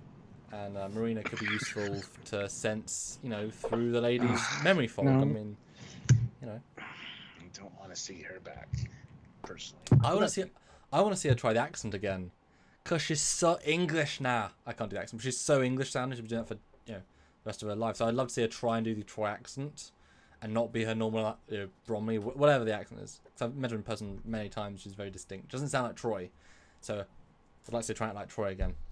Kind of fun. Yeah. Eugene puts in 500 rubles. I've discovered another hidden Noonien Soon program, which makes me old and chubby. No, they did say though he can age. Yeah, they said he does can age age. if he wants. And yeah, why wouldn't he want to age? I mean, Chubby Cheeks is just the actor, you know, whatever. He just looks, you know, looks different in makeup. But I mean, yeah, why wouldn't he want to age? You know, Logan ages slowly. Why wouldn't they say, screw it, I'll age a bit, you know? And Fleet Paw Swiftback puts in $4.99. Data, feck yes. Who can't love this? Presumably somebody that hated Data. Yeah. And there we go, guys. What a tremendous, absolutely blow-away stream. More than we thought. 2 hours and 50 minutes. Holy hell. 2-minute trailer. Really, guys. You It's guys, awesome, though. Thank you. You guys super chat us to victory. This really helps the channel. Do go back and watch our short reviews. We did touch on things we didn't do then. Now in that video, tune in for other lives this week. We talk about all the other shows. As many of you want to join in, please do. We'd love to have you and our small videos. And I guess, Stuart, have a great dinner, and I will see you tomorrow morning for another filming session for us this week. And let's just binge on Trek this week before we then take a couple of days off and then binge on Trek in Vegas. Lots happening. And I can't wait to be there, to actually be at Ground Zero for some of the news. That's going to be fun. Yeah. We'll be able to do a first reaction together, Stuart. Just in a selfie mode. First reaction live, you know.